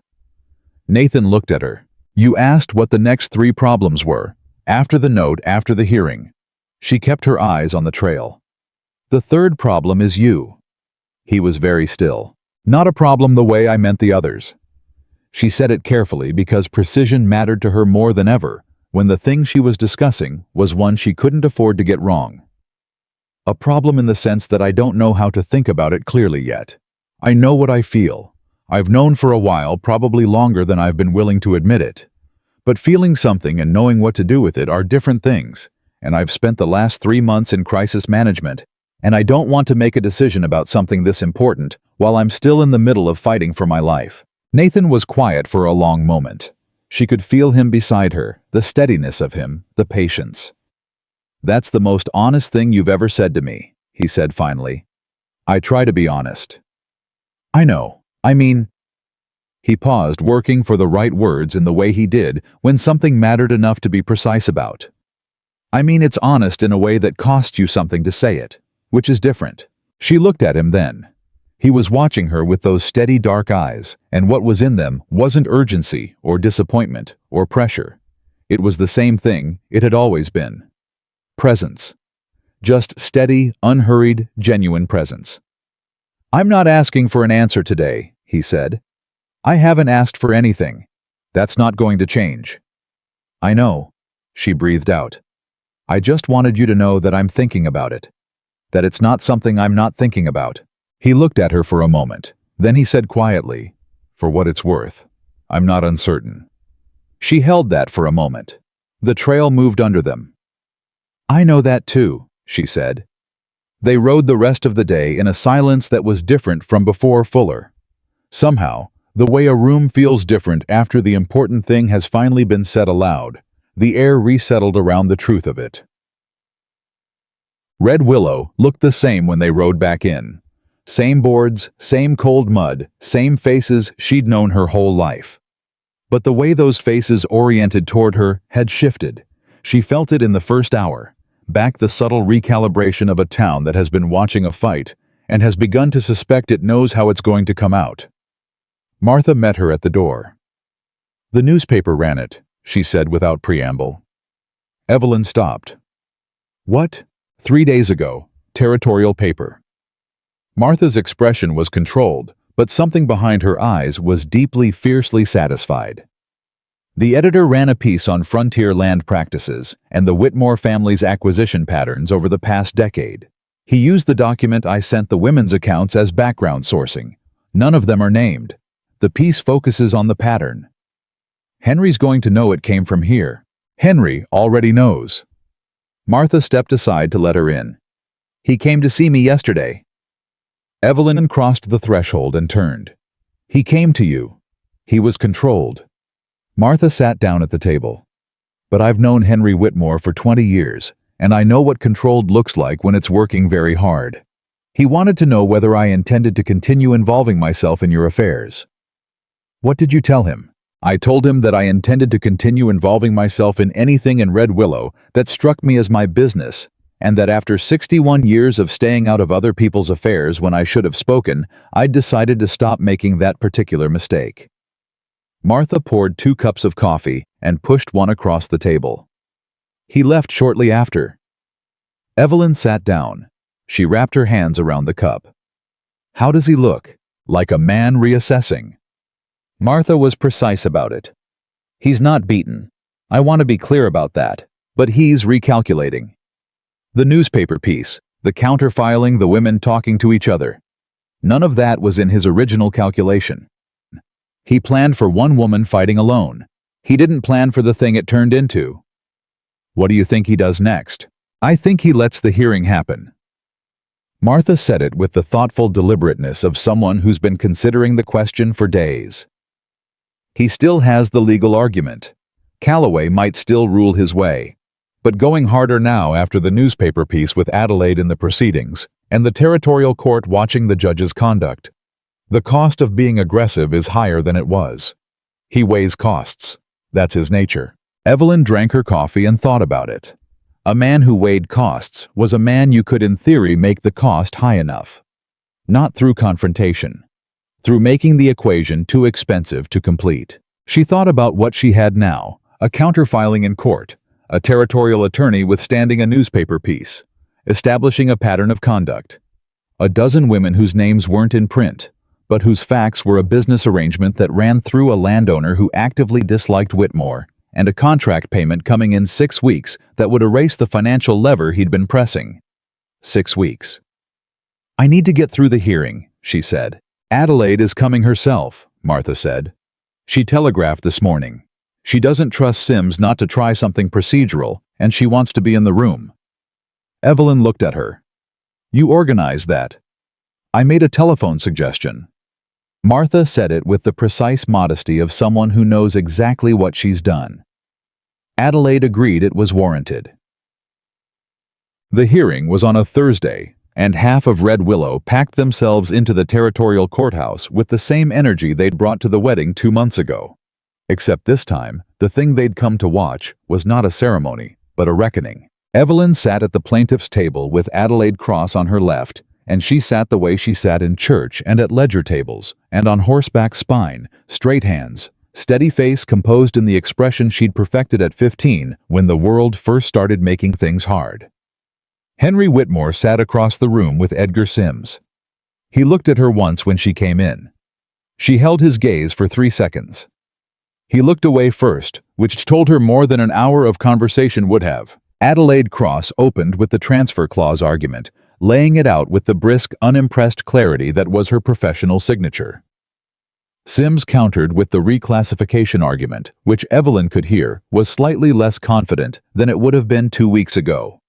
There was a quality to his presentation, a careful treading around certain points that told her he knew the clause was real and he hadn't fully accounted for it. Judge Calloway listened. He asked 3 questions, 2 of Adelaide, 1 of Sims. The questions were precise, which was Calloway's nature, but they were also careful in a different way than they might have been before, and Evelyn thought about what Adelaide had said in the Telegraph. "The dinner is known to the right people. Calloway will be careful now." A judge who knows that people are watching his conduct on a case moves differently than a judge who believes no one is paying attention. The hearing lasted 90 minutes. At the end of it, Calloway made a ruling from the bench, which was unusual. Judges in territorial proceedings typically took cases under advisement. The fact that he was ruling immediately meant he'd already made his decision, which meant he'd made it before the hearing, which meant Adelaide's pre-filing groundwork had done exactly what it was supposed to do. "The transfer clause argument has merit," Calloway said in the flat tones of a man reading from a prepared statement. "The original note terms, including the October deadline and the personal classification, are upheld, pending full review. The acceleration petition is denied at this time." The room made noise. Not drama. These were frontier people, not theater people, but the particular sound of a crowd that's been holding its breath and has just let it go. Evelyn did not make a sound. She sat with her spine straight and her hands flat on the table, and she breathed once slowly, all the way in and all the way out. Adelaide leaned toward her. "October deadline stands. You've got what you need." "Yes." Evelyn's voice was perfectly even. "Thank you." Across the room. Henry Whitmore was speaking quietly with Sims. She watched him from the corner of her eye. His face was composed. She'd expected that. He was not a man who performed in public. But there was a stillness to him that was different from his usual controlled calm. The stillness of a man who has looked at an equation and found it has stopped working. He straightened his jacket and walked toward the door. He passed within 10 feet of her table. He didn't look at her. He stopped. She looked up. He was looking at the wall above her head, not at her, not quite, but in the direction of her. "You built something real," he said quietly. "I'll acknowledge that." She held the words in her hands for a moment, turning them over, checking for angles. It was Henry's nature to be precise. There were no angles in those words. It was simply a man acknowledging a fact he'd failed to account for. "I know," she said. "So did you. We just built different things." He nodded once. He walked out. She did not let herself feel the significance of that exchange until she was outside in the November air, where Nathan was waiting on the courthouse steps with his hat in his hands, and she walked down toward him, and he looked at her face and knew the answer before she said anything. "It held," she said. Something moved across his face, that same unguarded thing she'd seen at Fort Benton briefly before the composure returned. October deadline. October deadline. She stopped on the step below him, which put them at eye level. 6 weeks for the contract money, then it's done. He looked at her. She looked at him. The November air moved between them the way it had that morning in the church, the morning everything changed, and she thought about what she'd said on the trail. "I know what I feel. I've known for a while." She thought about the hand over hers in the dark above Harrison Pass, solid and warm and brief, and the not-quite smile at Fort Benton, and 30 years hollow, and a man who'd ridden fast across the frozen ground to bring her bad news, because getting it to her fast had mattered more than his own comfort. She wasn't in crisis anymore. The hearing was done. The note was safe. The next 6 weeks were hard work and careful waiting, but it was the work of managing a life she was building, not the work of fighting to survive. And she'd told herself, she'd told Nathan on the trail explicitly, that she'd know her own mind better when she wasn't in the middle of a crisis. She knew her own mind. "I have an answer," she said, "to the problem I told you about, the third one." I went very still, the way he went still when things mattered. "I'm not in crisis anymore." She held his gaze. "And I still know what I feel." She breathed. "I want to be clear that I'm choosing this because I want it. Not because I'm grateful, not because you've done things for me, not because it's practical or sensible or the next logical step." She paused. "Those things are all also true, but they're not the reason." "What's the reason?" She thought about the right word. Precision mattered. "Because you asked me the right question," she said. "When it was the hardest possible time to ask it, and you asked it anyway, and then you stepped back and let me find my own answer. And every single thing you've done since then has been exactly like that." She looked at him steadily. "That's not something I'm going to find somewhere else. And I'm done talking myself out of things I actually want because they look impractical on paper." Nathan Cole stood on the courthouse steps in the November cold, and he looked at her for a long moment with those steady dark eyes, and she watched the composure come down carefully, deliberately, like a man choosing to put something down that he'd been carrying a long time. "I'm not asking you to marry me," he said quietly. "Not today. Not until the land is clear and the life is settled, and you've had time to want the life you're choosing, not just the one you're defending. That's wise. I've been called worse things." The corner of his mouth lifted. "But I would like if you're willing to start building something that isn't a crisis, if that's what you want." She looked at him.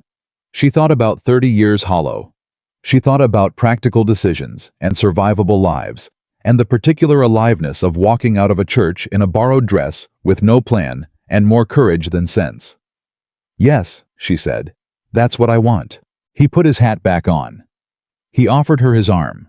She took it not because she needed the support, and not because he expected her to, but because she wanted to, and that distinction had become the most important thing in her world. They walked down the courthouse steps together into a November afternoon that was cold and clear and full of work still to be done. Behind them, through the courthouse window, Martha Aldridge watched them go with the expression of a woman who has been waiting a long time for the right ending, and has finally patiently arrived at it.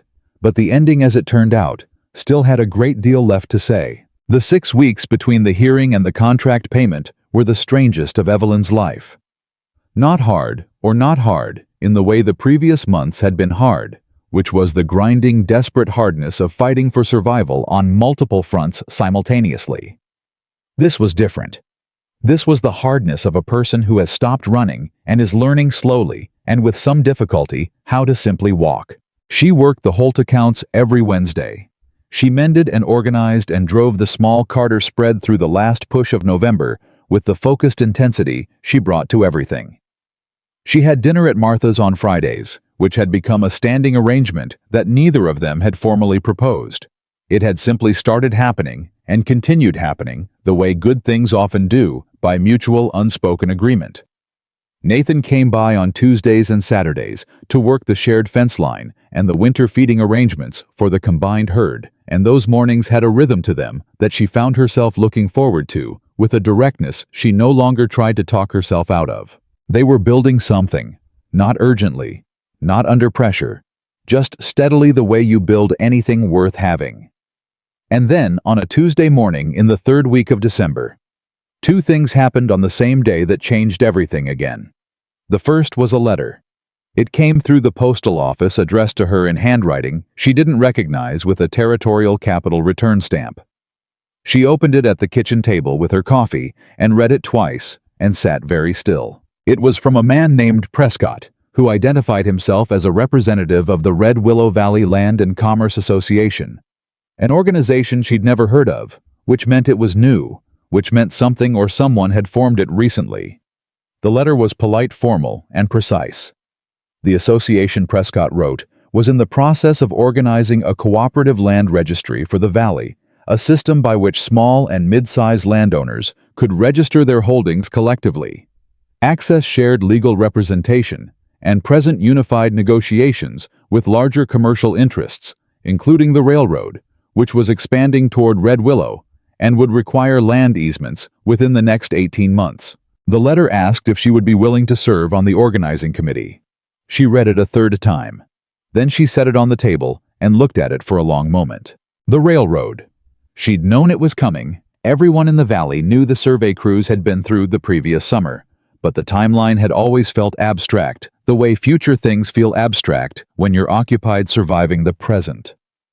18 months was not abstract. 18 months was specific and immediate, and what it meant was that every small landowner in the valley was about to be in the position she'd just been in, facing the pressure of a large interest that had more legal resources and more time than they did trying to hold ground alone. She thought about what it had taken to hold her ground. The attorney's fees, the legal research, the territorial connections, the people who had stood beside her. None of that happened easily when you were alone. She picked up the letter and her coat and walked to the coal spread. Nathan was in the yard when she arrived, which was where he usually was in the mornings. He read the letter once, which was faster than she'd read it, and handed it back. Railroad easements. His voice was even, but his jaw had the tightness that meant he was thinking hard. They'll go through the valley floor. That's your south pasture and my east quarter. And every small spread between here and the river. She folded the letter. Who's Prescott? I know the name. He's a surveyor turned land rights advocate, worked for the territorial government for a decade, then went independent. He's got a reputation for being the kind of man the railroad doesn't like, which is generally a good sign about his intentions. He paused. This association, if it's real and organized properly, it's exactly what this valley needs. It's also exactly what Henry Whitmore would want to co-opt. She said it plainly, not as accusation, but as strategy. A collective registry for small landowners is leverage. The railroad has to negotiate with whoever controls that registry. If Whitmore gets his people on the organizing committee, he controls the negotiation. And every small landholder in the valley is back in the same position I was in. She held Nathan's gaze. Which is why the letter came to me. He looked at her. Prescott knows what happened with your land note. The newspaper piece ran in the territorial paper. He knows the pattern. He knows which names in Red Willow to trust. She tucked the letter into her coat. I'm going to say yes. I know. There was something in the way he said it. Not resignation, not even agreement exactly, but the particular tone of a man who has watched a woman discover the full range of what she's capable of and has simply incorporated it as fact. I'll say yes too if they want me. They'll want you. Your east quarter is exactly the parcel the railroad survey has to cross. Then we go together. He said it with the simplicity he brought to everything that mattered. Same as we've been doing. She looked at him for a moment. This is going to be a long fight. Longer than the note. The railroad has more resources than Whitmore, and fewer reasons to be careful about appearances. I know. It's going to take years. I know that too. She studied him, the steadiness, the unhurried certainty of him. You're not worried. I'm concerned. Worry's different. The corner of his mouth lifted barely. I'm concerned about the East Quarter and the easement terms and what the railroad's lawyers are going to try. But I'm not worried about whether we can handle it. Why not? He looked at her with those steady dark eyes. Because I've watched you go from a woman with no options and a hostile town and a legal action and no money to a woman who won the hearing and delivered the cattle and built a network that Whitmore couldn't break in 3 months on $40 in stubbornness. He paused. I think we can handle a railroad. She felt heat move into her face, which she managed by looking at the fence line instead of at him. That's a generous accounting of it. That's an accurate accounting of it. He wasn't letting her deflect. You did those things, Evelyn. Not the circumstances. You.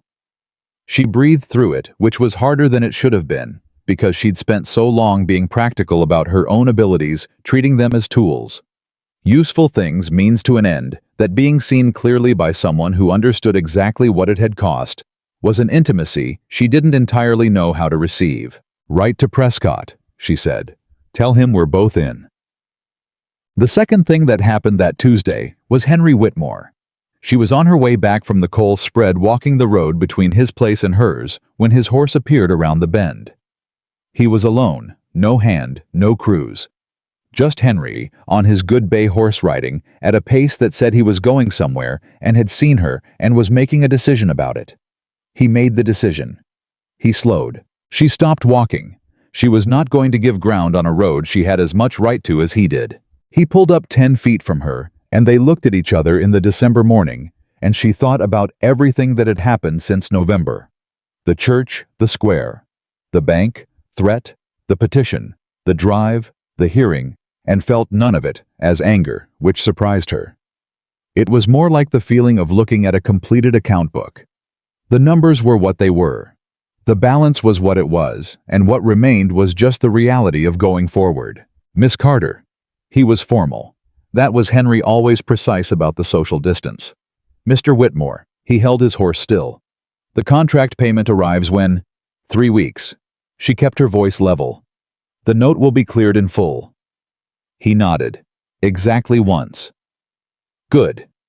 He said it like he meant it, which she hadn't expected, and she let it sit for a moment, turning it over.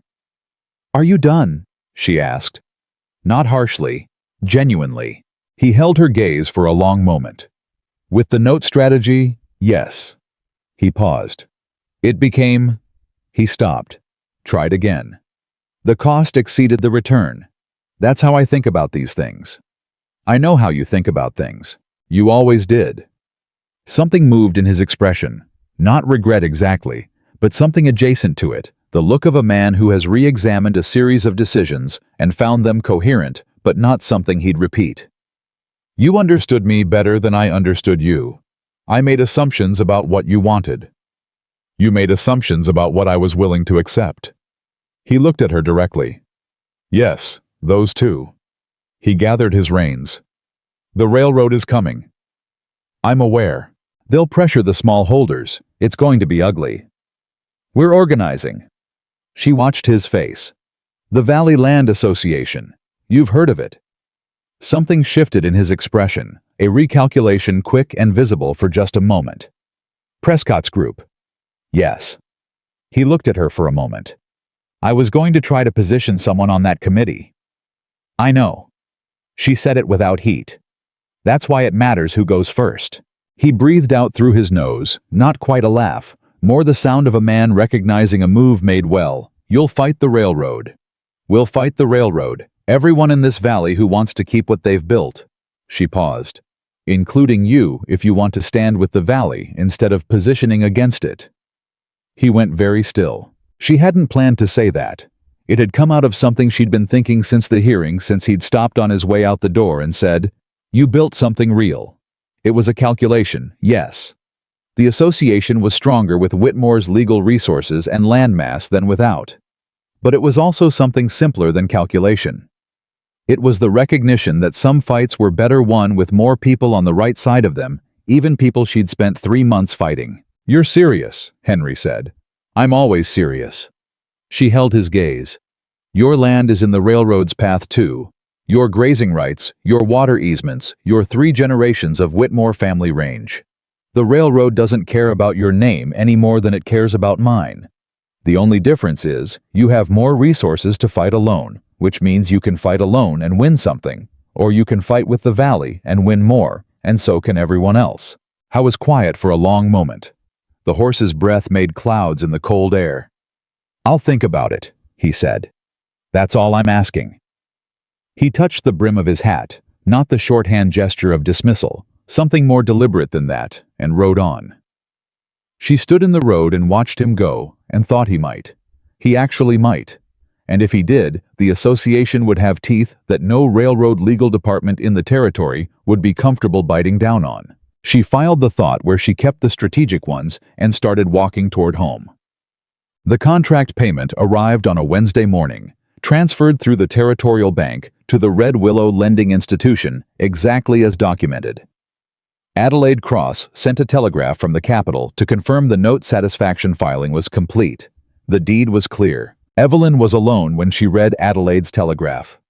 She sat at her kitchen table with it in both hands in the house that had been her father's and was now fully legally permanently hers, and she let herself feel it, the full weight and depth of it, the thing she'd been fighting for since the morning she walked out of that church.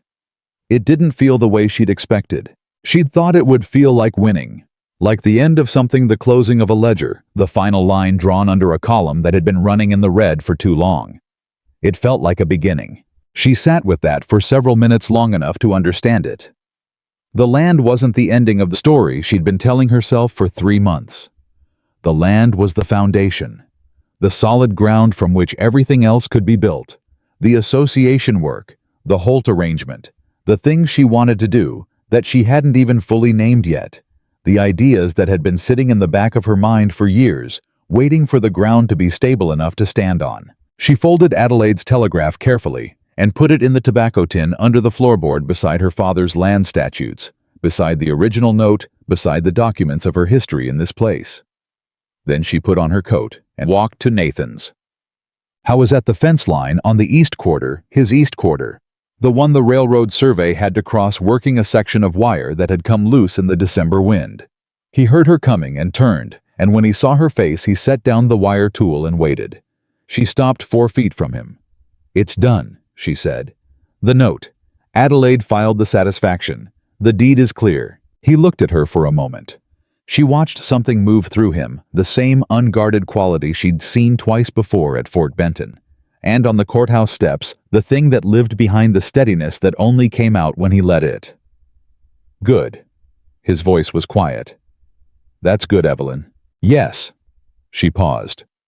"There's something I want to say, and I want to say it out here on the ground, not in a building." She looked at the cold December field around them. The land they'd been working together for 3 months. The fence line they'd built and rebuilt, the valley that was about to have a new fight in it. "I stood in a church 2 months ago, and I couldn't answer a question. And the reason I couldn't answer it wasn't because I didn't know, it was because I'd convinced myself that what I knew didn't count, that wanting something was a luxury, that practical was the same as right." Nathan was very still. "I know the difference now." She held his gaze. "I've had time to know it clearly, without crisis, without pressure. The life I want, what it actually looks like, what's in it, I know what that is." "What does it look like?" His voice was steady, but it was the steadiness of a man holding something carefully. She breathed in. "It looks like this." She gestured slightly at the field around them. "Working something real. Fighting for something worth fighting for. Building the association, protecting the valley, doing the work that matters." She paused. "It looks like doing it beside someone who asks the right questions, and then gets out of the way and lets me find my own answers." He looked at her for a long moment. "I'm not proposing to you," she said clearly. "I want to be precise about this. I'm not standing here asking you to marry me, and I'm not asking you to ask me. Not yet. Maybe not for a while." She breathed. But I'm telling you that when that question comes, when we've built enough ground to build on, my answer is yes. So you don't have to wonder. So you can stop being so careful about not pushing. Something broke open in Nathan Cole's face. Not dramatically. It wasn't the kind of thing you'd see from across a room. It was subtle. The particular adjustment of a man who has been standing braced against something for a long time and has just been told he can put it down. His shoulders dropped an inch. The line of his jaw released, and his eyes, which were always steady, were suddenly just present. Fully openly present in a way she'd only seen in fragments before. He closed the 4 feet between them in 2 steps, and he put both hands on either side of her face, carefully, the way you handle something you intend to keep. And he looked at her for a moment. That was long enough to say everything that neither of them was going to put in words right now.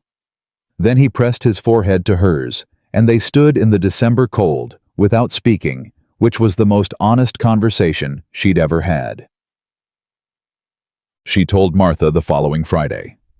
Not everything. Martha already knew most of it, because Martha Aldridge had been watching this particular story develop since she'd handed Evelyn a borrowed dress and waited patiently to see what happened to it.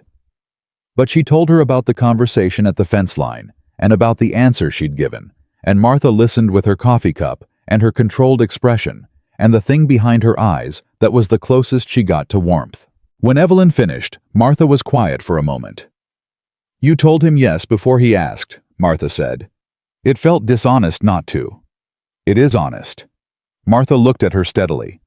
"It's also something very few people manage to do, to want something openly, without the protection of making the other person declare themselves first. That takes courage. Or stubbornness. Those are the same thing in your case." Martha set down her cup. "I want to say something to you, and I want you to actually hear it rather than deflecting it." Evelyn looked at her. "You came to Red Willow as a child, and you grew up here without much in the way of protection, and you learned early that wanting things was dangerous because wanting things meant risking not getting them. So you stopped wanting, or you kept wanting and told yourself you weren't." Martha's voice was precise, not gentle exactly, but careful in a way that cost something. "What you've done these past months, the hearing the association, Nathan, that isn't just survival. That's a woman learning to want things again, out loud, in public, without apologizing." She paused. "Your father would have been very proud of you." Evelyn looked at the table. Her hands were very still. "Don't say anything," Martha said briskly. "Drink your coffee. I'm going to tell you about the first association meeting." Evelyn laughed, short and real and slightly damp, and picked up her coffee. The first meeting of the Red Willow Valley Land and Commerce Association was held in January in the large room above Holt's Grain Storage, which was the only space in the county that could hold 30 people without overcrowding. Prescott came down from the Capitol for it, a compact man in his 40s, with the kind of alert stillness that came from spending years listening to people's problems and figuring out what they actually needed versus what they said they needed. 26 landowners showed up. Large and small, established and new people who'd been in the valley for generations, and people who'd arrived in the last 5 years. Evelyn recognized most of them. Some of them she'd thought of until recently as people who were waiting to see which way the town settled before they committed their opinion of her. They weren't waiting now. They were here. Nathan sat beside her. Not prominently, not in a way that announced itself or made a statement, but present, which was the thing he was best at. Prescott laid out the structure clearly and without embellishment.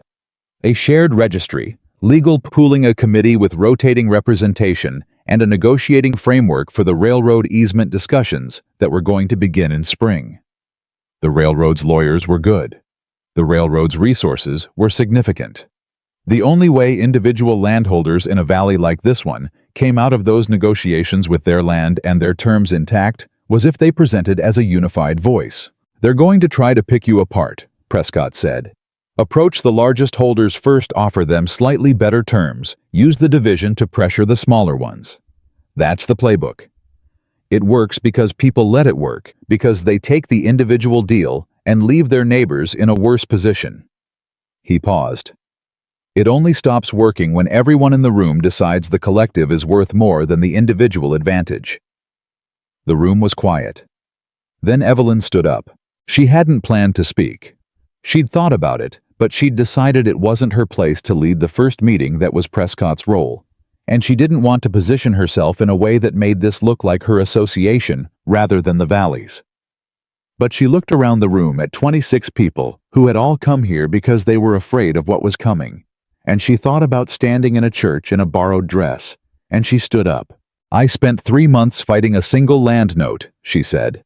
"One note, on one parcel, with a $40 attorney fee that someone lent me and that I'm going to spend the next year paying back." She paused. "I won. But I won by the smallest possible margin with every resource I could beg, borrow, and organize. And the man I was fighting had a quarter of the resources the railroad has." She looked around the room. "If you go into the easement negotiations alone, the railroad's lawyers will be polite and reasonable and methodical, and at the end of it, you will have signed something that looked fair when you signed it, and will cost you things you didn't know you were giving away." She breathed. "Not because you're foolish. Because alone is always the disadvantage. It was mine. You don't have to make it yours." The room was absolutely quiet. Then Cyrus Holt put his hand up to signal his commitment. Martha, who had no land in the valley, but had come anyway, because Martha went where things mattered, made a sound of approval. Decker from the back of the room simply nodded, and Henry Whitmore, who was sitting in the second row, and who had not announced his attendance to anyone, and whose presence had caused a visible ripple of surprise when he walked in, raised his hand with the flat finality of a man making a business decision. Evelyn looked at him across the room. He looked back at her. Neither of them smiled, but something passed between them that was cleaner than anything that had passed between them in the previous 6 months. The acknowledgement of two people who had fought hard and arrived unexpectedly on the same side of a larger thing. 22 of the 26 landowners signed the association charter that day. The other 4 asked for a week to consider it, and 3 of them signed the following Monday. Spring came to Red Willow, the way it always did, reluctantly in fits and starts. The cold retreating inch by inch, and then lunging back without warning, before finally releasing its grip in late April, when the ground softened and the first green pushed through the gray. Evelyn was in her kitchen on the last Saturday of April, working the Holt accounts, which had grown considerably since the association had formalized, and Holt had expanded his operation on the strength of the Fort Benton supply relationship, when Nathan knocked on the door. She called for him to come in without looking up, because he knocked the same way every time, and she knew the sound of it, the way she knew the sound of her own step on her own floor. He came in and sat down across from her, and waited while she finished the column she was on, which he always did, and which she always appreciated. She closed the ledger. She looked up. He had his hat in his hands. He was turning it by the brim. She recognized the gesture. She'd seen it once before in a doorway on a November morning that had changed everything. Her heart rate picked up by exactly 1 gear. "I had a conversation with Prescott this week," he said, "about the association property registry." He paused. "He mentioned that for jointly held properties, the registry process is simpler, in terms of the legal structure." She looked at him. "Simpler. 1 filing instead of 2, shared easement protections, combined legal standing in any negotiation." He kept his eyes on her, steady and direct. "It's a practical argument." "It is," she agreed. "It's also—" He stopped, set the hat on the table, looked at her without the hat to turn. "Evelyn, I'm asking, not because of the registry, not because of the practical argument. I want to be clear about that. I know. I'm asking because this is the life I want, and you're in it, and I've known that since before I walked into that church, and I've been patient about it because you needed time, and you needed ground under your feet, and I'd be patient for 10 more years if that's what it took." He held her gaze. "But you told me you knew your answer, and I'm ready to hear it. Formally." She looked at Nathan Cole, who had given her $40 and the truth and the space to find herself, who had ridden the hard trail and the dark pass and the frozen road, who had sat beside her at 26 feet of kitchen table, working through plans and numbers and strategy, who had never once tilted the room toward himself. She thought about what she'd told him in December. "When that question comes, my answer is yes." "You already know my answer," she said. I want to hear it said plainly." His voice was steady, but his hands flat on the table now were not there. Was a tension in them finally visible, the only sign of the thing he'd been holding carefully for months. She reached across the table and put her hand over his, the way he'd done in the dark above Harrison Pass, briefly solid warm. "Yes," she said. "Nathan Cole, the answer is yes." The tension went out of his hands all at once. He turned his palm up and held hers, and he looked at her with the completely unguarded expression of a man who has stopped holding anything back, and she thought about 30 years hollow, and his father, and the Bitterroot, and a church doorway, and the very specific miracle of a person who had been trained by hard experience to want nothing, deciding one November morning to want everything. "Good," he said. "That's good." She laughed. He smiled, the full smile, the one she'd only seen in pieces, which turned out to be the kind of smile that changed the whole character of a face. She stored the sight of it somewhere deep and certain. They sat at the table in the morning light, hand in hand, and outside the window was the land that was hers, clear-titled, fought for, fully known, and beyond it, the valley that was going to need everything they had to give it, and beyond that, the life she had chosen with full knowledge of what choosing cost and what it was worth. She had walked out of a church 6 months ago with no plan and $40 and more courage than sense. She had built something real, not because someone had chosen her, because she had chosen herself first, and then when the ground was solid and the choosing was free, she had chosen the man who had made her see that the choosing mattered. That was the story Red Willow would tell in years to come about Nathan Cole and Evelyn Carter. Not the wedding they didn't have, not the fight they won, but the question, the one question asked in a doorway on a November morning that made a woman stop walking in the wrong direction, and the answer when it finally came that proved she'd always known where she was going. She just needed someone honest enough to ask.